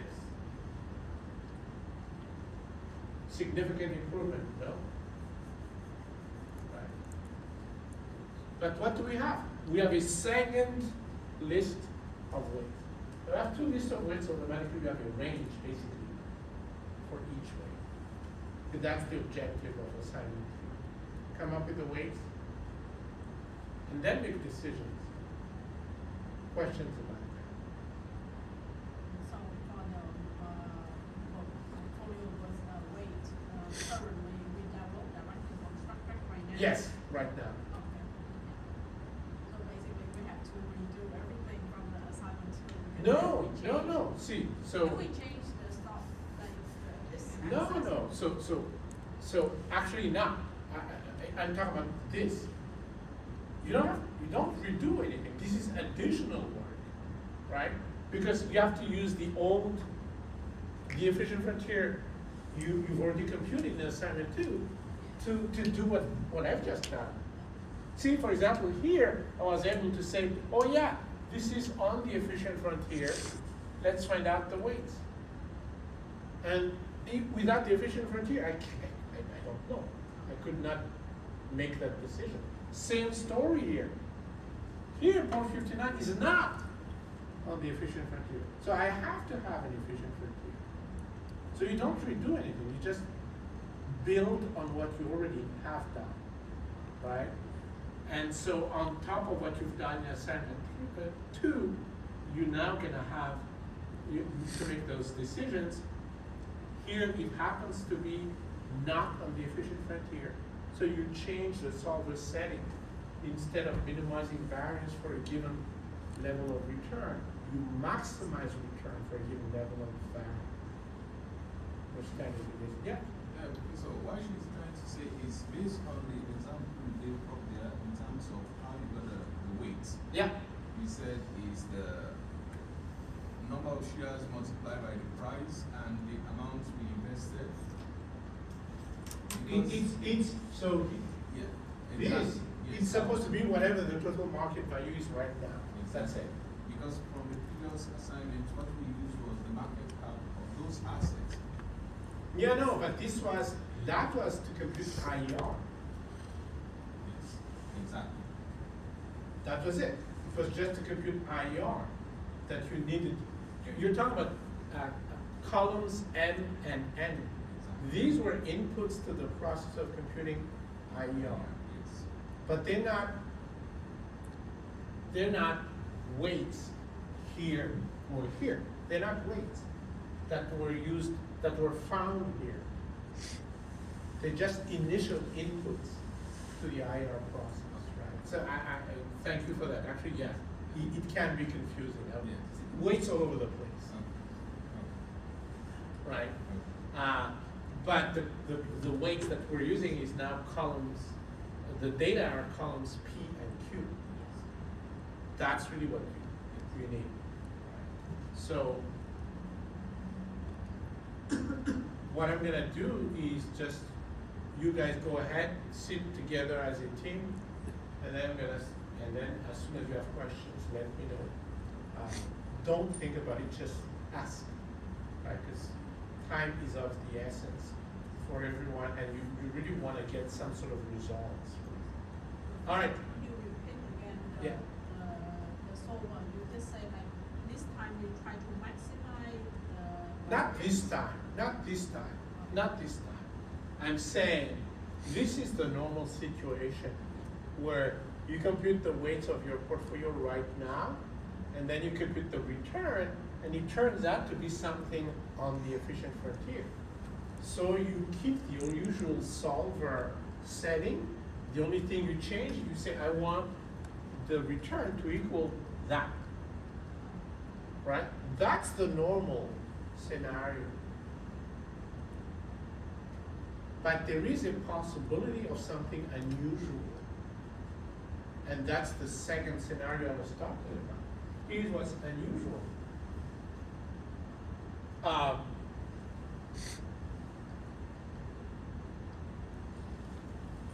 What's unusual is that based on the weights, you compute your portfolio return, and that return is too low compared to the efficient frontier. That is unusual, but it can happen. It's quadratic, you're gonna be two roots. Hmm? It's a quadratic process, it's gonna be two roots. Mm-hmm. And software may not find the right one. Well, we're not, so the thing is, we're not really trying to solve, a quadratic equation. What happens simply is that, in my case, for example, and that's the point, right? Well, actually a picture, so let me test that then. Let me test that theory. A picture is worth 1,000 words, supposedly. It just happens, it just so happened that I chose a weight. I chose this portfolio. You guys see that? That just happens. It can happen, right? I did my due diligence and all that, and I still chose this particular portfolio, which happens to be a really, really underperforming portfolio because its return is below the return of the safest possible portfolio you can get. You guys see that, right? That's really the situation. It can happen. So it happened to me. I'm glad it happened to me because I can show you what to do in those cases. So what do? You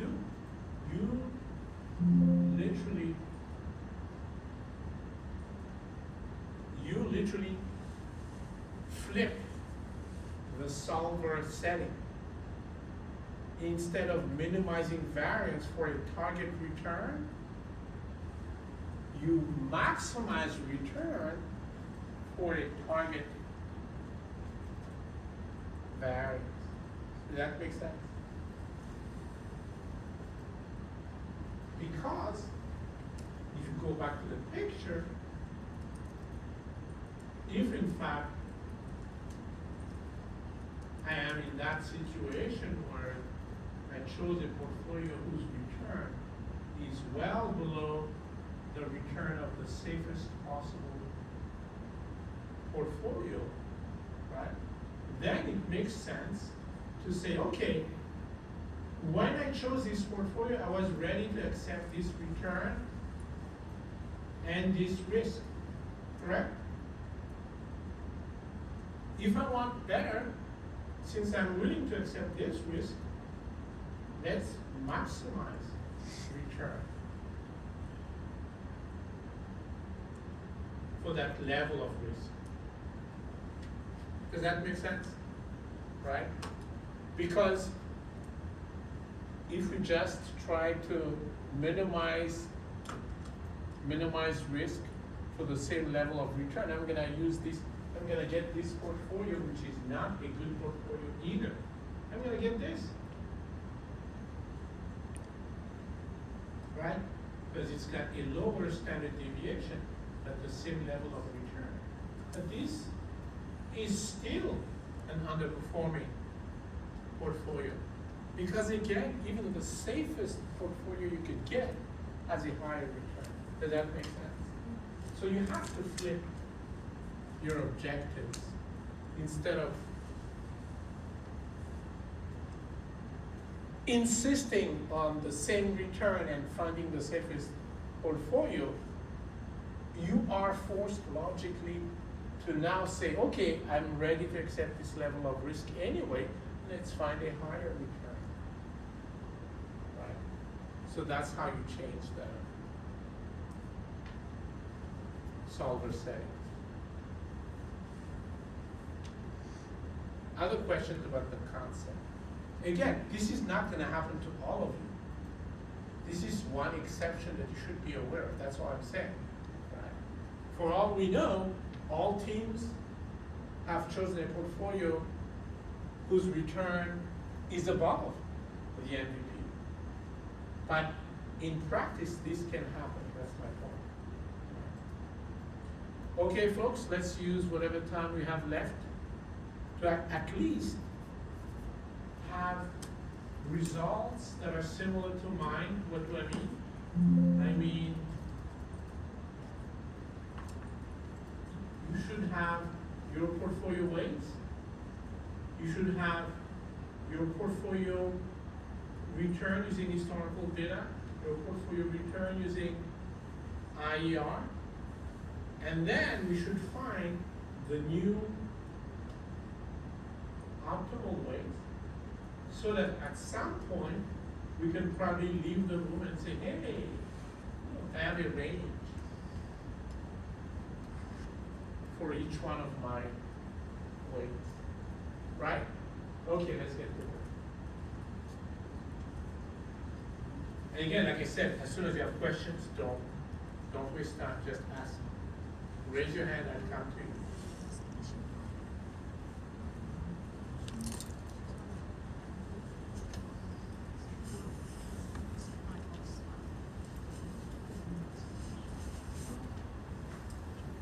First thing I want to see from you is your portfolio weights. That's the first thing. Once you have it, raise your hand, I can come and check. Right? I'll probably get it.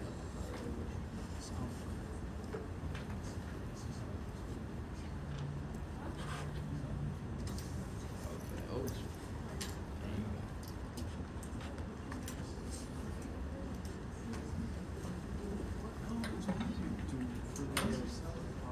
Portfolio value, do we just have to go to Star Trek and? Yeah, or do you want to use like the old values, portfolio value of the data, dollar at the beginning? You actually said the same before. I do. You just said it is the price before. Let me find it.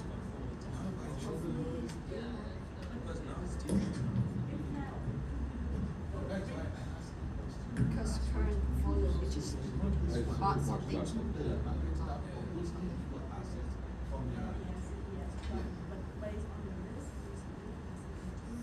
you know the price is. Yes, because we now I see, we used to was not there. Kind of need to know the price is.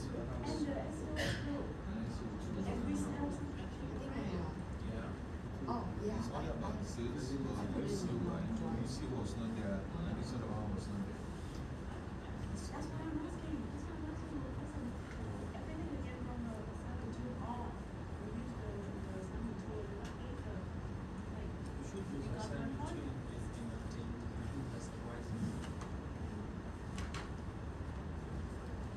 All right, so let's start with the simplest step of all, right? Which is find out the percentage weight by just typing in the dollar values of each one of our positions, right? So we're working on this file? Huh? Are we working on this file, or are we working on our? No. work on your portfolio, work on your assignment to, yeah. Yeah. Should we, where should we do that calculation? On the same sheet as like the project or like do it, copy paste? Yeah, I think we can copy, we can do like a copy. Oh, I see what you mean. What you mean is you've changed the positions. Okay. Yeah.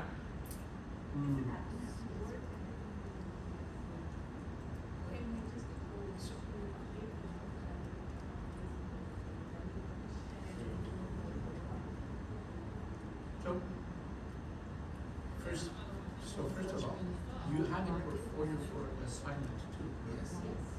And then what you're saying is you've changed it. Exactly. This is the situation we should have been. And That's, this is but that's fine though. Yeah, this is our market portfolio as of today. Yeah. There you can see. Yeah, it. right. But That's a actually, great thing, and that's a great question. That's a great question. Was it a lot of changes? No, I got 2 stocks. That's it. Yeah, that is what I'm saying. Yeah, we added 2. As of today. But, so here's my suggestion, because the assignment basically tells you to compare whatever the result you have with these, using these, right? So, Is it Yeah. historical? yeah.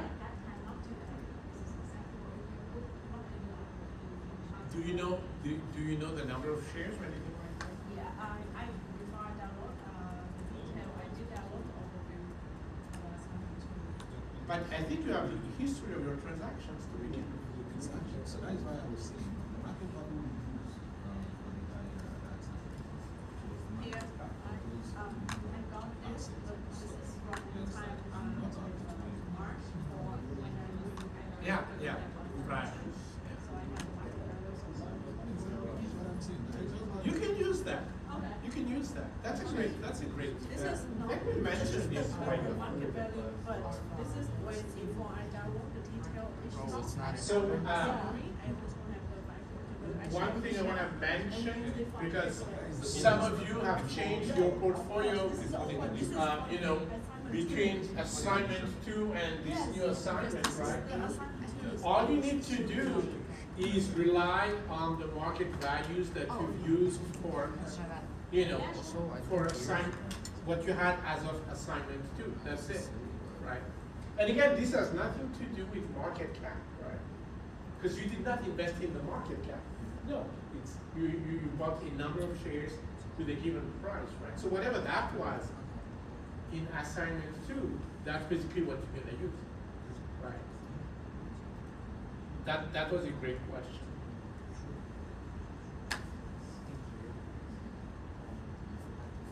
And so once you guys have your portfolio composition, your portfolio weights, please let me know so I can take a look. Really? Yeah, I Last noticed that. column. But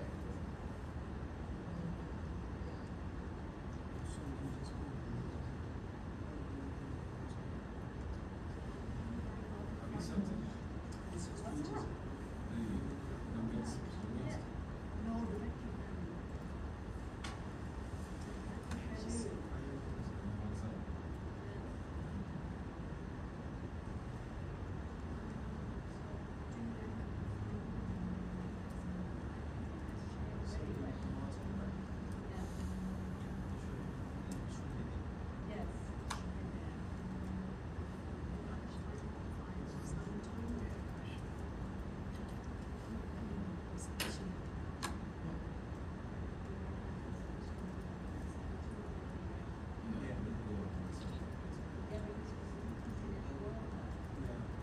So one thing I wanted to mention to you guys is that I actually like the fact that you changed since then, because you're trying to reflect whatever we've discussed on your thing. But the other thing I wanted to mention is actually part 4 of assignment 3 is going to be even more interesting for you, because you made decisions And now you can check actually if this is. That's true.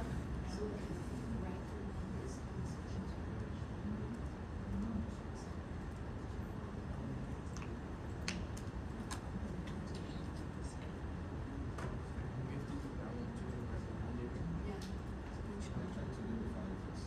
Understand. I did see the file, but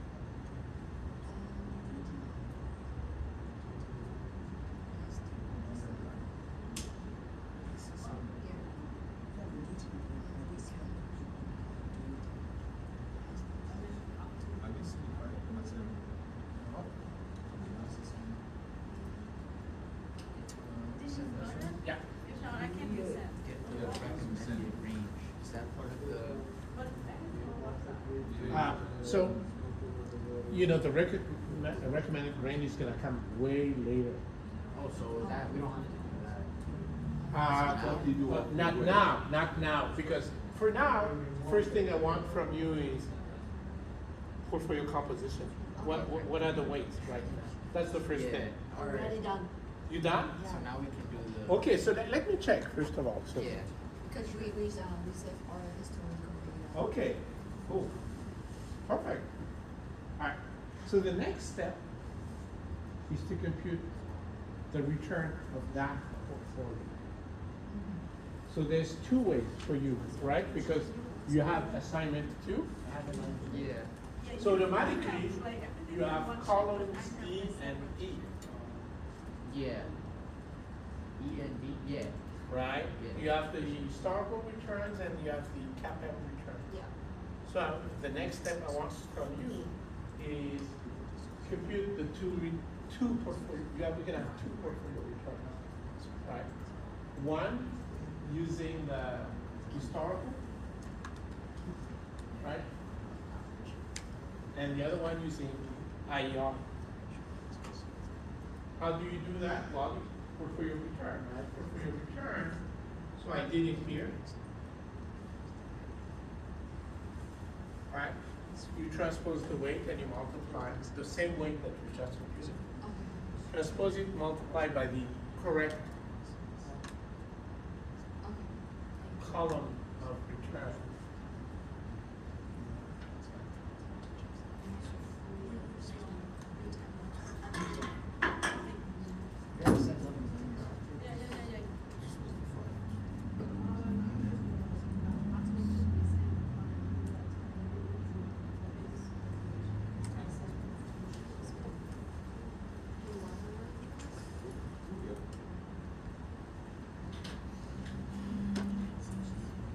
And so in this case, my formula computes my portfolio's return based on IER. And then when you compute it using historical return, you just change this second column.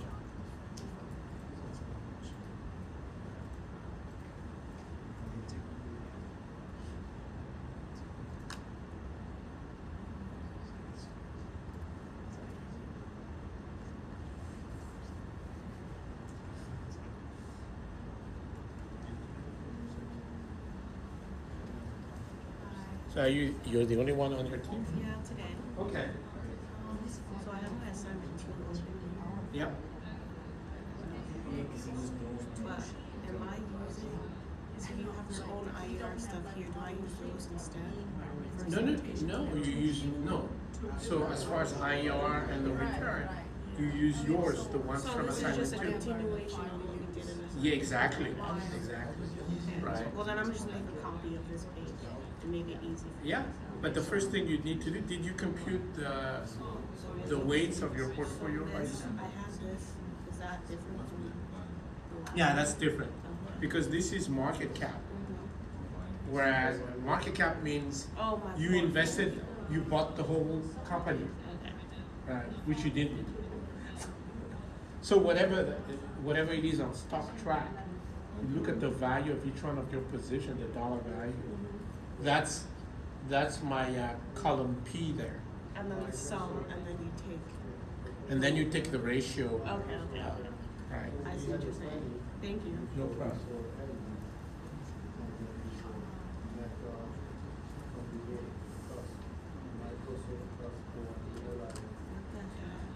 Yeah, how we doing?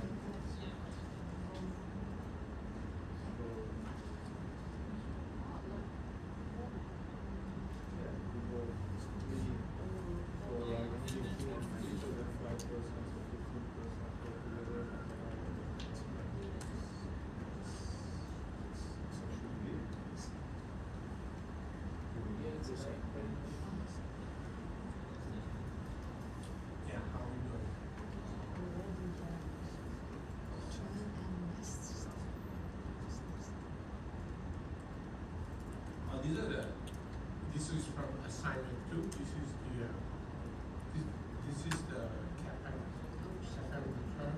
So literally, Yeah, I don't know how we would have done it. if you go there, you see the one. There you go.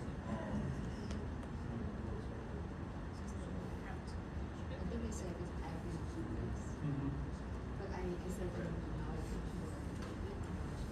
Okay, great, okay.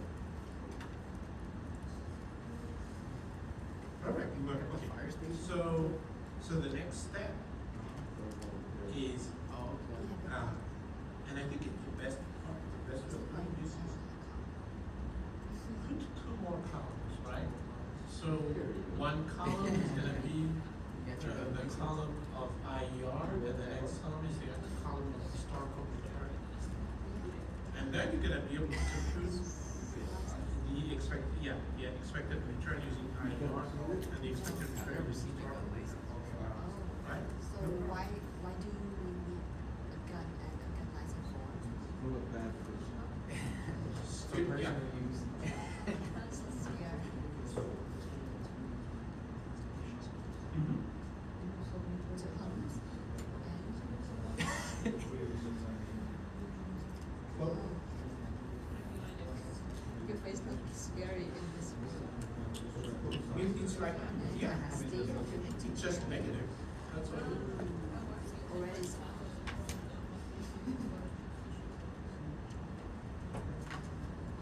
There's certain firearms that you can't buy. I'm assuming obviously, right? So, is it really just like pistols you can buy? No, like.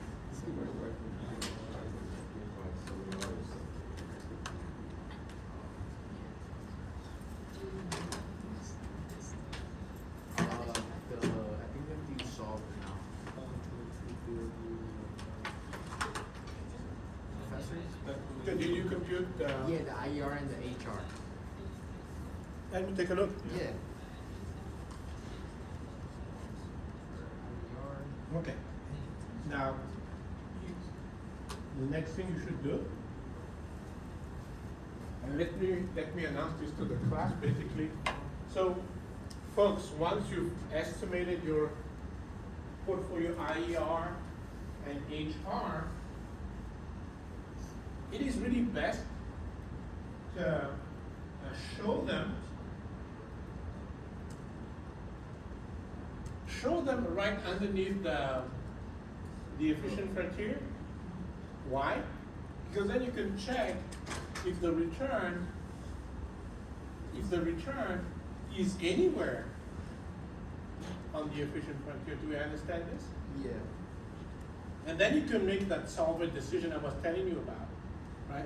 Normally, there should be no problem. Normally, that return happens to be somewhere on the efficient frontier. And all you do that is find the ways that minimize risk with that holding while targeting that particular return, right? But sometimes, like I said, there's an exception where that return is too low compared with the efficient frontier. So this time, instead of targeting that low return, you target the variance, right? You target the variance of your current portfolio while maximizing the return.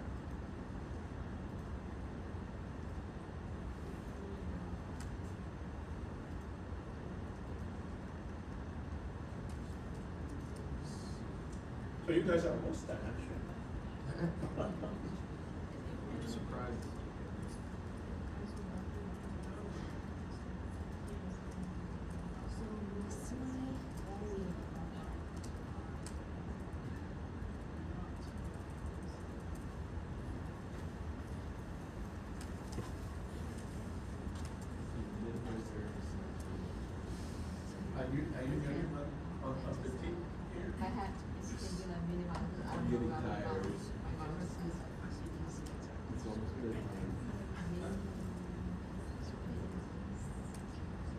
Oh, you just came in? We're in a group together. I don't know. Oh, you're together, okay. All right, so just talk to, Amara, right? I don't know. He'll update you. What are you trying to do? Next time. Well, show me where you returned that. Where did you return that?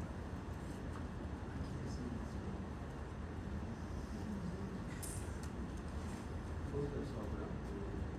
Okay. This is, story. Did you get your percentages? Yes. We have the black. Okay. For the weights. Okay. You're 0.15, and so you're bigger than that, smaller than that, so you're right in the middle. Yeah. So you just maximize, you minimize the variance, which you already decided. Yeah, it's the usual setting for a solver. The only difference is you target that particular return that you just computed. Can you put the, I Yeah. already have it here. Say that again? could you put the formula back in? for Yeah. the Return? The formula for this one? Yes, please. Optimized. Yeah. We use the. I already, like, 0 to, if I do solver, it's gonna be the same result. as Most mine, likely it will. Right? Because there are two of it. You I can can do this how it is. You don't always guarantee the best solution in solver. It's Such object, okay. 2.3. Objective and variance. Yeah, 2.37, 10%, 10%, 12. That's it, exactly. You get the section. Yeah, it's Great value of that. And also the That's it. It's the same. Calculated, right? Yeah, you get, whichever method you choose, all weights. It's the same. But this is a deviant. We do the maximum. When you're Yeah. up. So now we're going to compute Change the password. You said we're both for the First value. of Ah, all, yeah. yes. So now is to compute the Yeah. based on matrix. Right.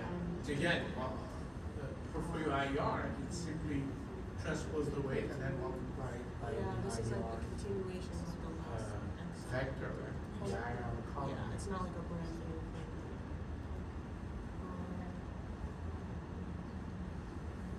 And so the only thing you change in this formula when you compute the portfolio HR is this one, right?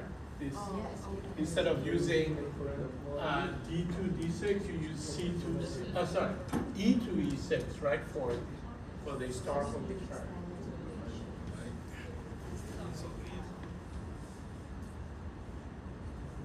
Actually, you can use this as well, but I don't know if it's gonna be. Yeah, that's okay. It's fine.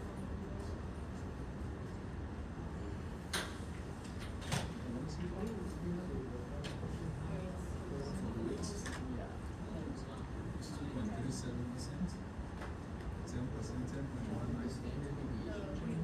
Yeah. Oh, no. Oh, yeah, it's changed. Got better, right? Yeah, I think It's so. a smaller, should be a smaller standard deviation. I don't think I'm doing this right. Okay. Yeah, so I pulled out, this is like the market. Did you fix the market value? Yeah. Okay. That's what it's Good. But then, this is how I have my thing the last time, I don't know if it's supposed to. No, that's fine. Yeah. Yeah. And so then this is like really low and then this is. Okay, go, yeah, well, hold that, because maybe it's not. So let's see the formula for this. So what you did was transpose, what is that? No, 8.9.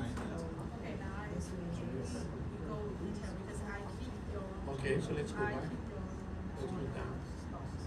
And D2 is, that's, okay, that's fine. Because, okay, look, let's go back. So all of these returns are like 0.01.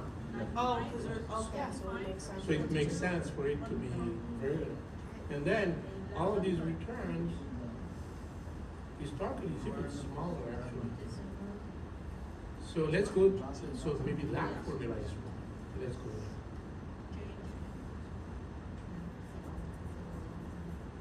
What should be Oh, what did I do?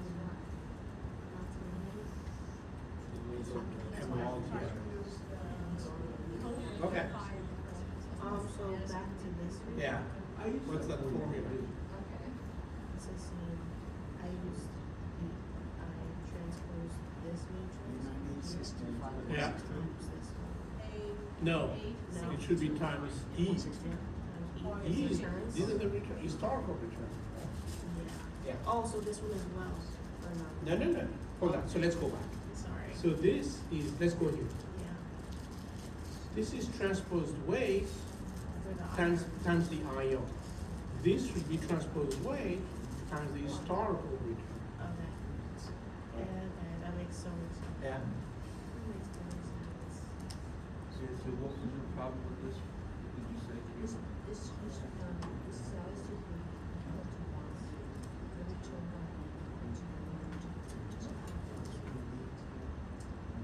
So. And maybe you wanna reformat these, add more decimal Yeah. points so that, Because I was running into that problem earlier. just add more. What did you like about the results? Okay, and how about the other one? No, Yeah, this is the same, yeah. perfect. Okay.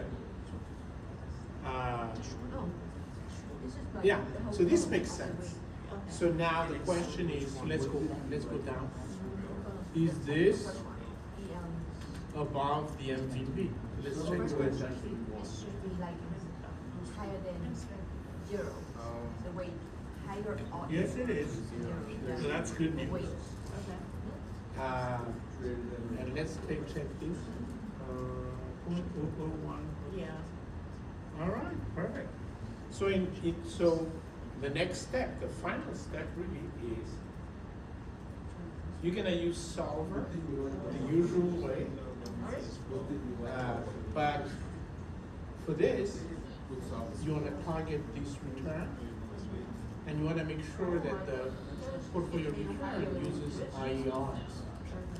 And then for this, you're gonna target this To return, max it out. But then you- lower the standard so you deviation. lower standard deviation. And for this, you're gonna do the same, target this return, Maximize the return. minimize variance, but make sure the portfolio return formula uses historical return, right? Because this efficient frontier uses historical return, this one uses IER, right? Make sense? So you just use solver twice and you're done. And so when I'm putting this over, like the ones that are. Well, let's do it, let's do like one of, choose one of them, I don't know which one. I'll you do want. this. Okay, so solver, so hold on, before solver. Yeah. So because you wanna choose this one, you wanna make sure that the portfolio return formula uses historical return, let's check that. Oh.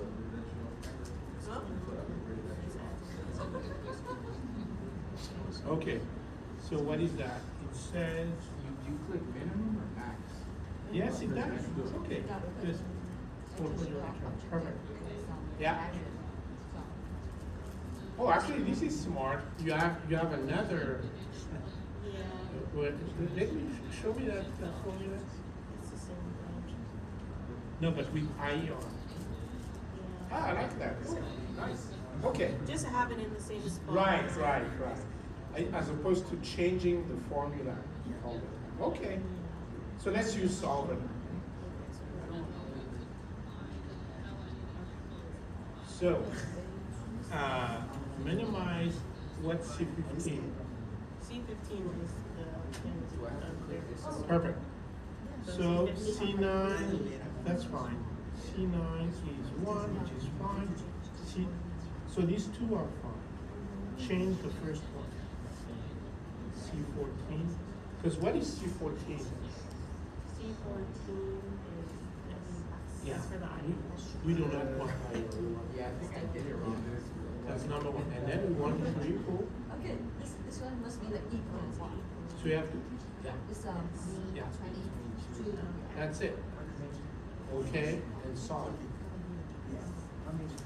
By changing these weights up here. Yeah. Bingo. All right. So now, yeah.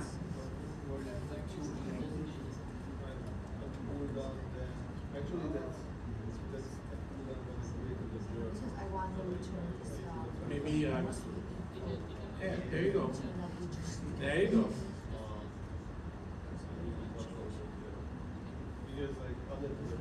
So what you wanna do, actually also, because you have it here, but you already have it, can you go back So this one? to the weights? Yeah. Then select all of them. and put it, copy it and put it next to the, next to that.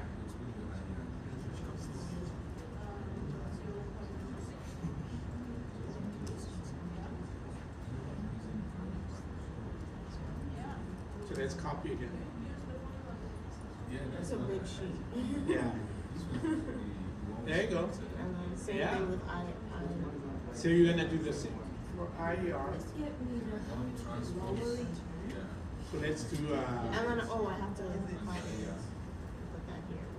oh yeah, the standard deviation, right, because that's a new one, right? What was your old standard deviation? We find that that's what's missing. That's why I thought We could have still, we could still compute, because basically you wanna see the improvement. So what you wanna do, Okay, got it. you know what you do? Because you already have the, you already copied the results.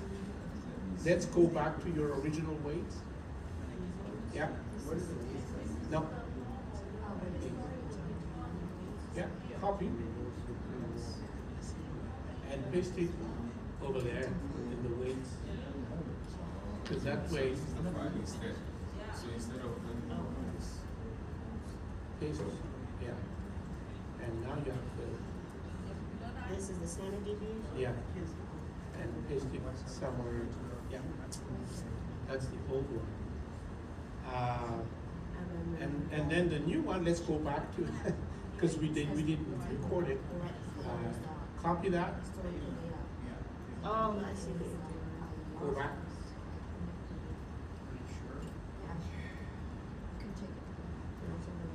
No, yeah, because you pasted it on the title.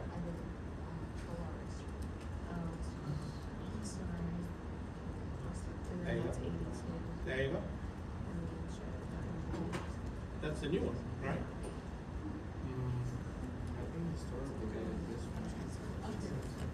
Yeah, there you go. That's lower. Okay. That's the new one. Perfect. So you're gonna do the same with the IER, Okay. right? Thank you. No problem.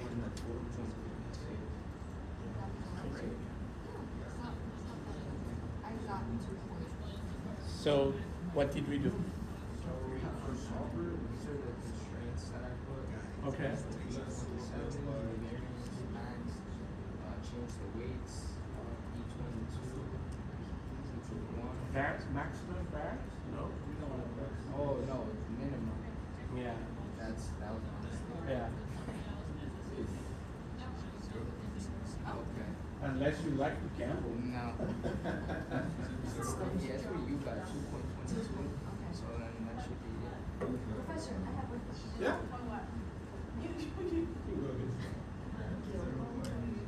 So when we use the solver to find the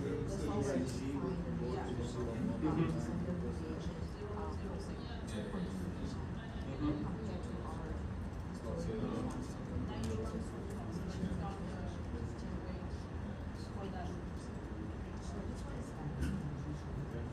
So, okay. What was your portfolio return? This is it? Yeah. 15.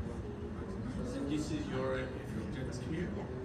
And I compare with the same. Yeah.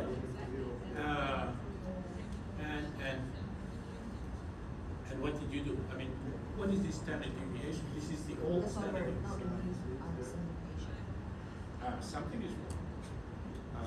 Yeah. So let's go to the setting of the solver. So yeah, that's the first thing. So minimize. So what is that? B. Yeah. Oh, we should change the weight of this column or the new weight of. No. This. Yeah. Right. Also.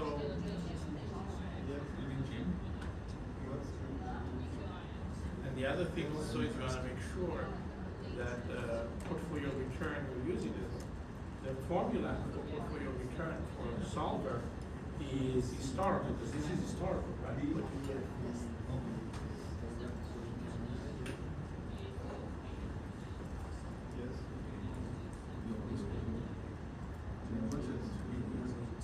So let's go to, where's your portfolio return for Solver?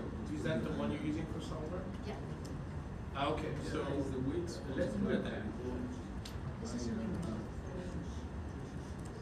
Yeah, but when you compute the efficient frontier, which cells are you using? Can you go up, for example?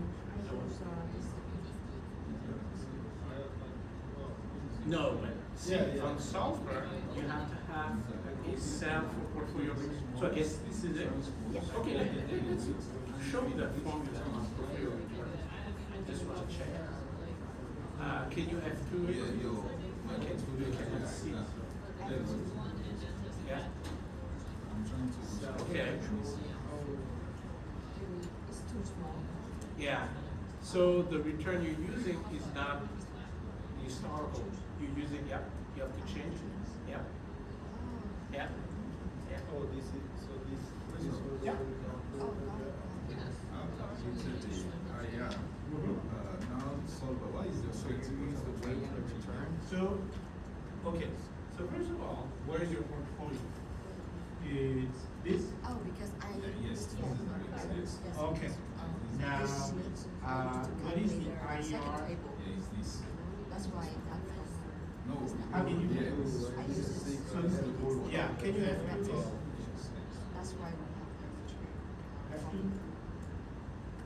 using the IR. So use that time. So change it to Perfect. the. Yeah. So that's good, okay. Did you copy? Let's this escape. Oh, one now and we have change- that. Point zero zero, how many zeros? 3 0. 3 zeros and then 76. And where is your IER, IER, no, IER efficient frontier? What is this? Look, mine seems to, mine Is seems this to. historical or IER? The IER. This is IER? Yes. So 1,000,076. Okay. Can you give me percentage so I can compare?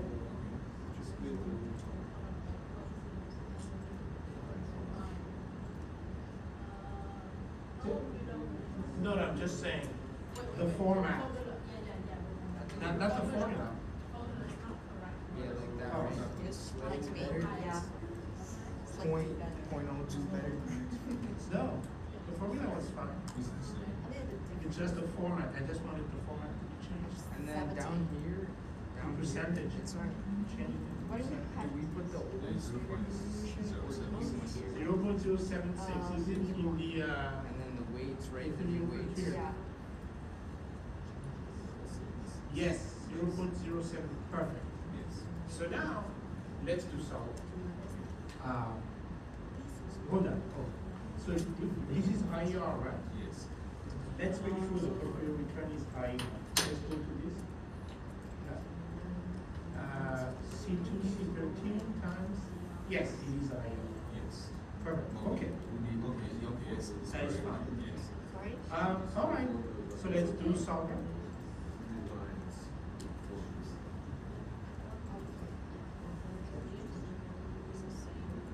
So we want to minimize variance, so yellow. You have to go there first. Then choose yellow.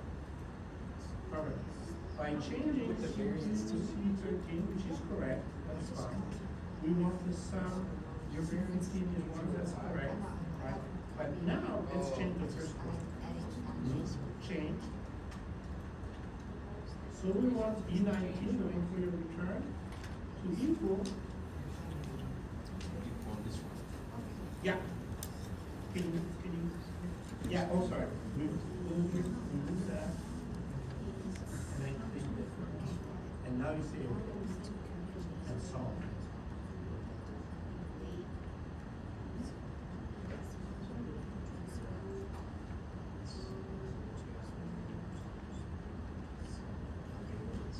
All right. So first, let's copy the weights. Yeah. These are the solutions. No, these are the solutions. copy them and paste next to the original ones. So this original. Don't overwrite the original ones. Put it next to it. Paste. So, yeah. See? So there's some strong differences there, Exactly. right? Now, let's also, copy standard deviation. Yeah, put it under here, call it old standard deviation.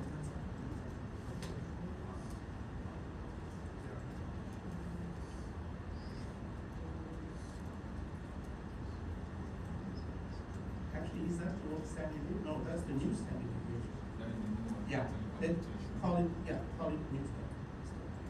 New standard deviation and paste the value.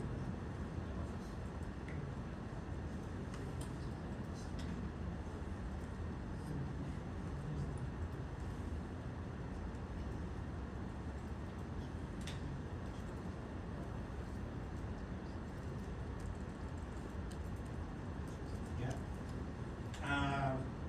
Let's compute the old standard deviation. Let's go back to the old way. Copy. This one. This one. And then now for this one, we No. have to change the return. This is Yes. one, yes. No. Okay, after we use solver, this change. So these are the new weights, right? These are the new weights. This was the one we copied here. That's correct. Yes. These are your original weights Exactly. on stock track. Yes. Let's copy them. And the reason why I want to do that is I want to compute the old standard deviation using the old weights. So let's paste on the old weights.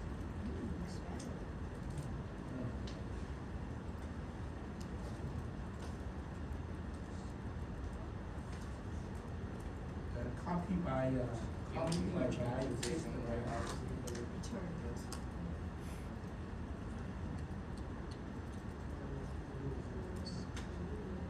Yeah. Okay, so copy the standard deviation, this is the old standard deviation, copy under it.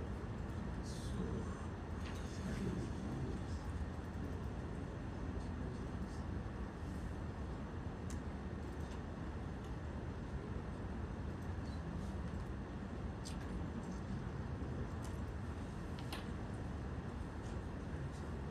Yeah, something is,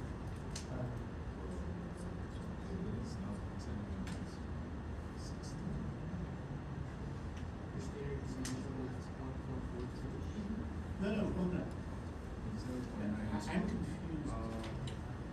When you copy it and change the value, what's It's that? not gonna be I exactly think the because same. of, I 0.92. think because of rounded number. I copied it. Yeah, I think that's the way solver works. I remember This is the old way. Yes. This is the old. These are the Something new was weights. like around the same. What do you mean? We computed that? Yeah, no, the one we calculated based on the portfolio. Yeah. Yes. These are the But old. here it says 0.08. Whatever you had, that's old. That way. Right? Oh, I think this is the old, yeah, this was the old. Can you go to a 2.37%? What is the formula? X2 over X14. That's the old way. This is These are the stock track values. exactly. Okay, instead of saying always, let's say stock track weights. Now, when you use the stock track weights, the standard deviation is, what is the sum, by the way? Okay. Standard deviation is 0.92%. Can you write it down? Old standard deviation, 0.92. Okay, thank you. Now, let's go back to basic problems. Okay, even before going to solve it, can you copy the new weights? This one. Not stock track. This Copy and paste it. No,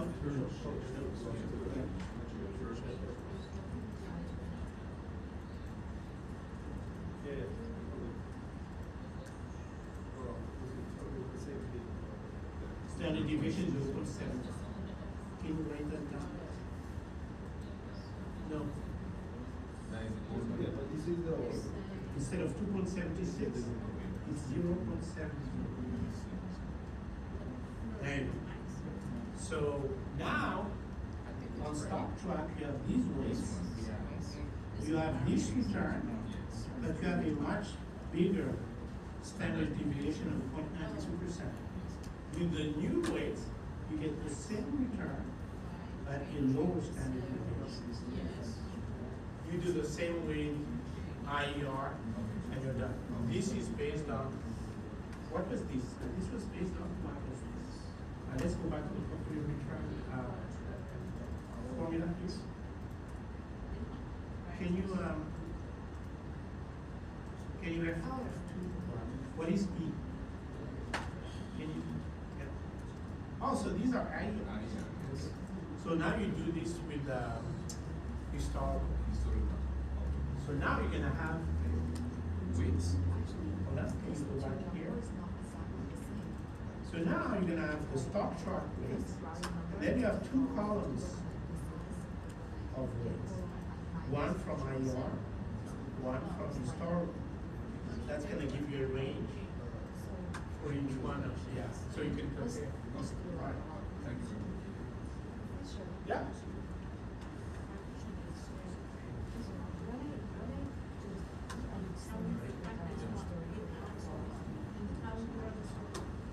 So,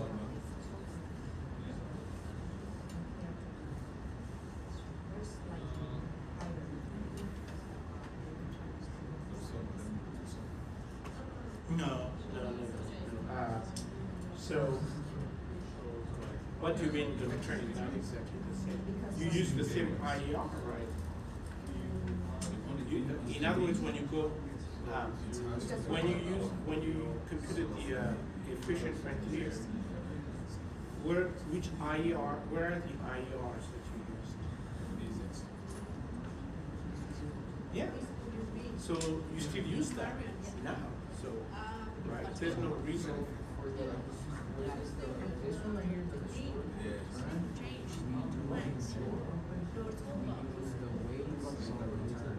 yes. Yes. Actually, yeah, you should actually call this HR.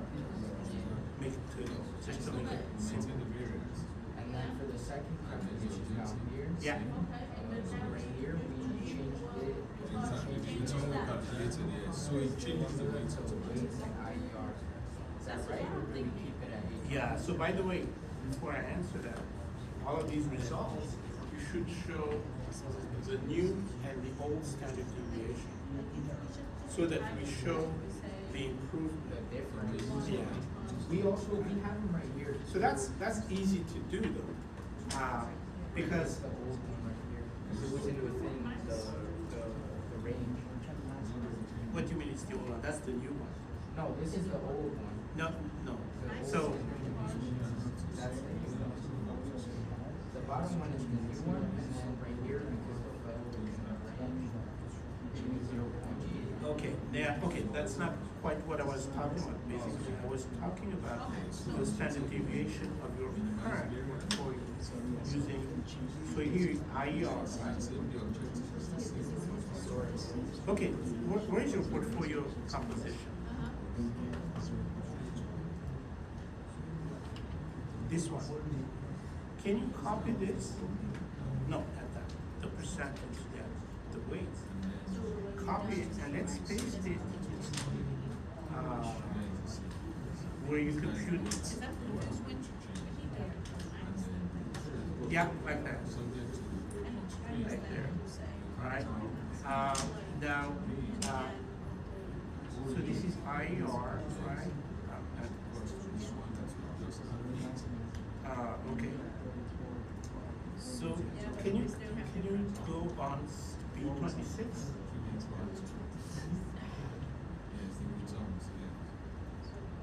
What is C? What is CT? IER. Okay. All right. So now you can proudly announce that your stock chart portfolio has a return of 0.08% IER and a standard deviation of 1.14. And you should write that somewhere. Did you write it somewhere? Where is IER? Where is IER? IER Oh, so you did. 0.08, 1.14. So the next thing, actually, it looks like you already have it. Yeah. You have a return of, you can have the same return, but a standard deviation of, yeah, lower.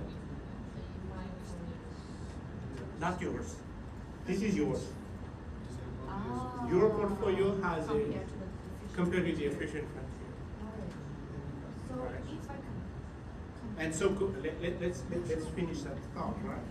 So your weights are different from, can you highlight row 59? Select 59. That- You see these weights? Wait, just. These are, these, you have to compare that with your stock track. Okay, so how about this? We keep the. Okay, so let's do it. Let's do that. Uh,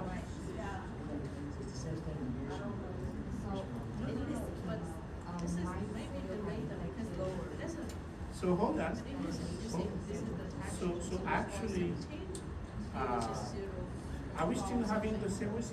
Can you go up? It's still the same weights, right? These are still But your the meaning portfolio. of this line. I want to check show the that formula wait, for reach portfolio this return. target on this line. Here, this one. It's still IR, so change that. We need to change this target.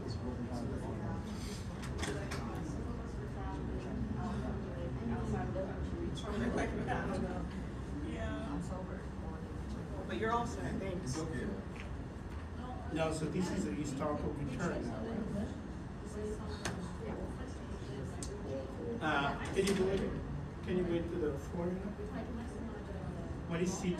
Okay, change it to D. Exactly. No? Yeah.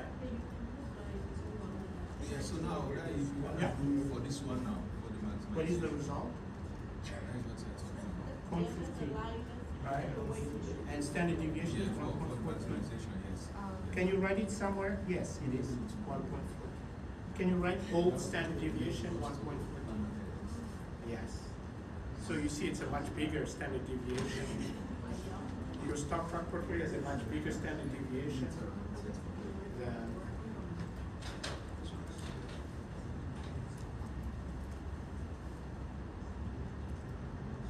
Right? Got it? Okay. And so now you can say, oh yeah, I have a portfolio on the efficient frontier with a return of 0.15 and a standard deviation of 0.8. And these are the composition, and that portfolio is better than the stock track portfolio. The weights are different because the standard deviation is 48% as opposed to 1.48%. Right? There you go.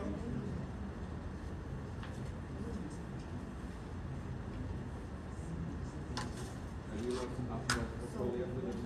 The way that we are organized in order to. Wow, this You do one. more. Yeah, you have to do like literally as a third estimate, and then you can come up with a, let's call it a definitive range, and then do what you guys have. Yeah, And then that's the calculation that it is. yeah, and this is the efficient frontier. For IER, the new weights and the IER, or do you keep the Okay. weights? We keep the weight because we are calculating our current. Yeah. So I need to change this So you number, change it to that? and then it's gonna give us 0%.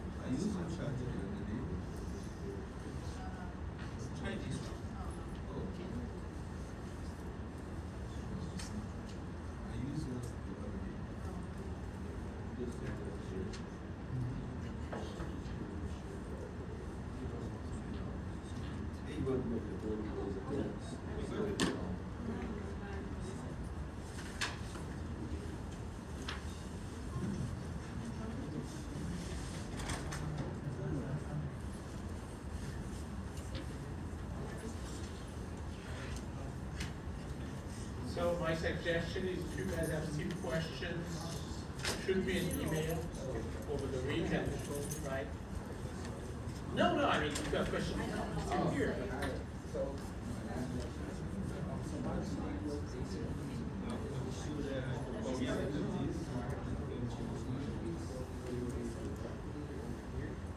So, yeah, let's call them stock trackers.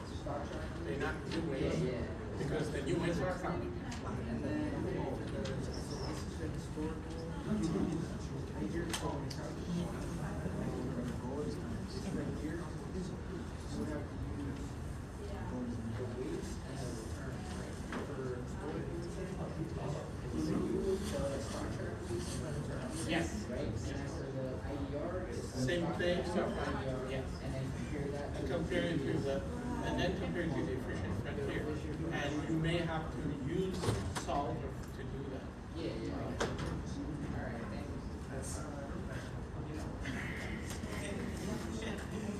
Do you want to like both the assignments to be like Yeah, you're yeah. gonna do that or divide it?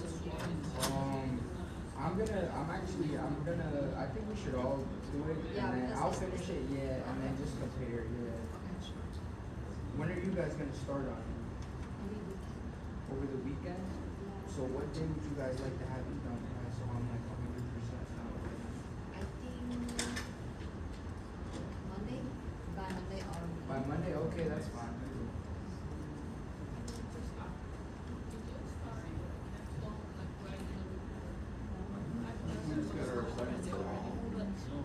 He already finished his part. Really? Yeah, it's fine. Someone's like standing behind you today. We just have ours done this morning.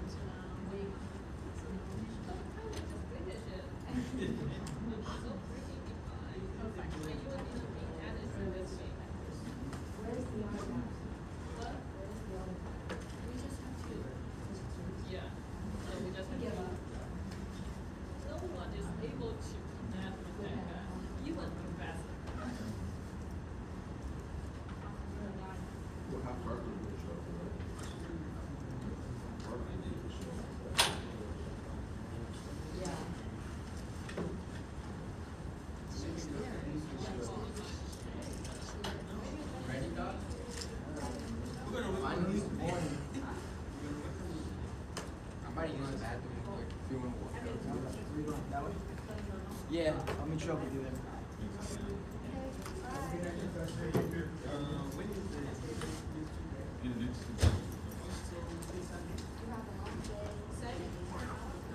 All right, see you folks.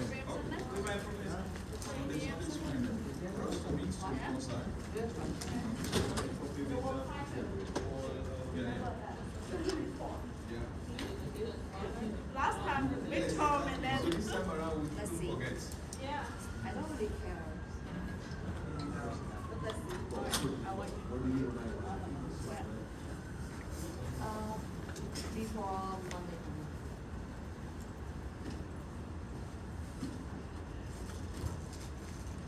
I'll get it. Yeah, very good. Did you attend the study eventually? I did. That's okay. It's so far away. 4 hours. Yeah, yeah, yeah.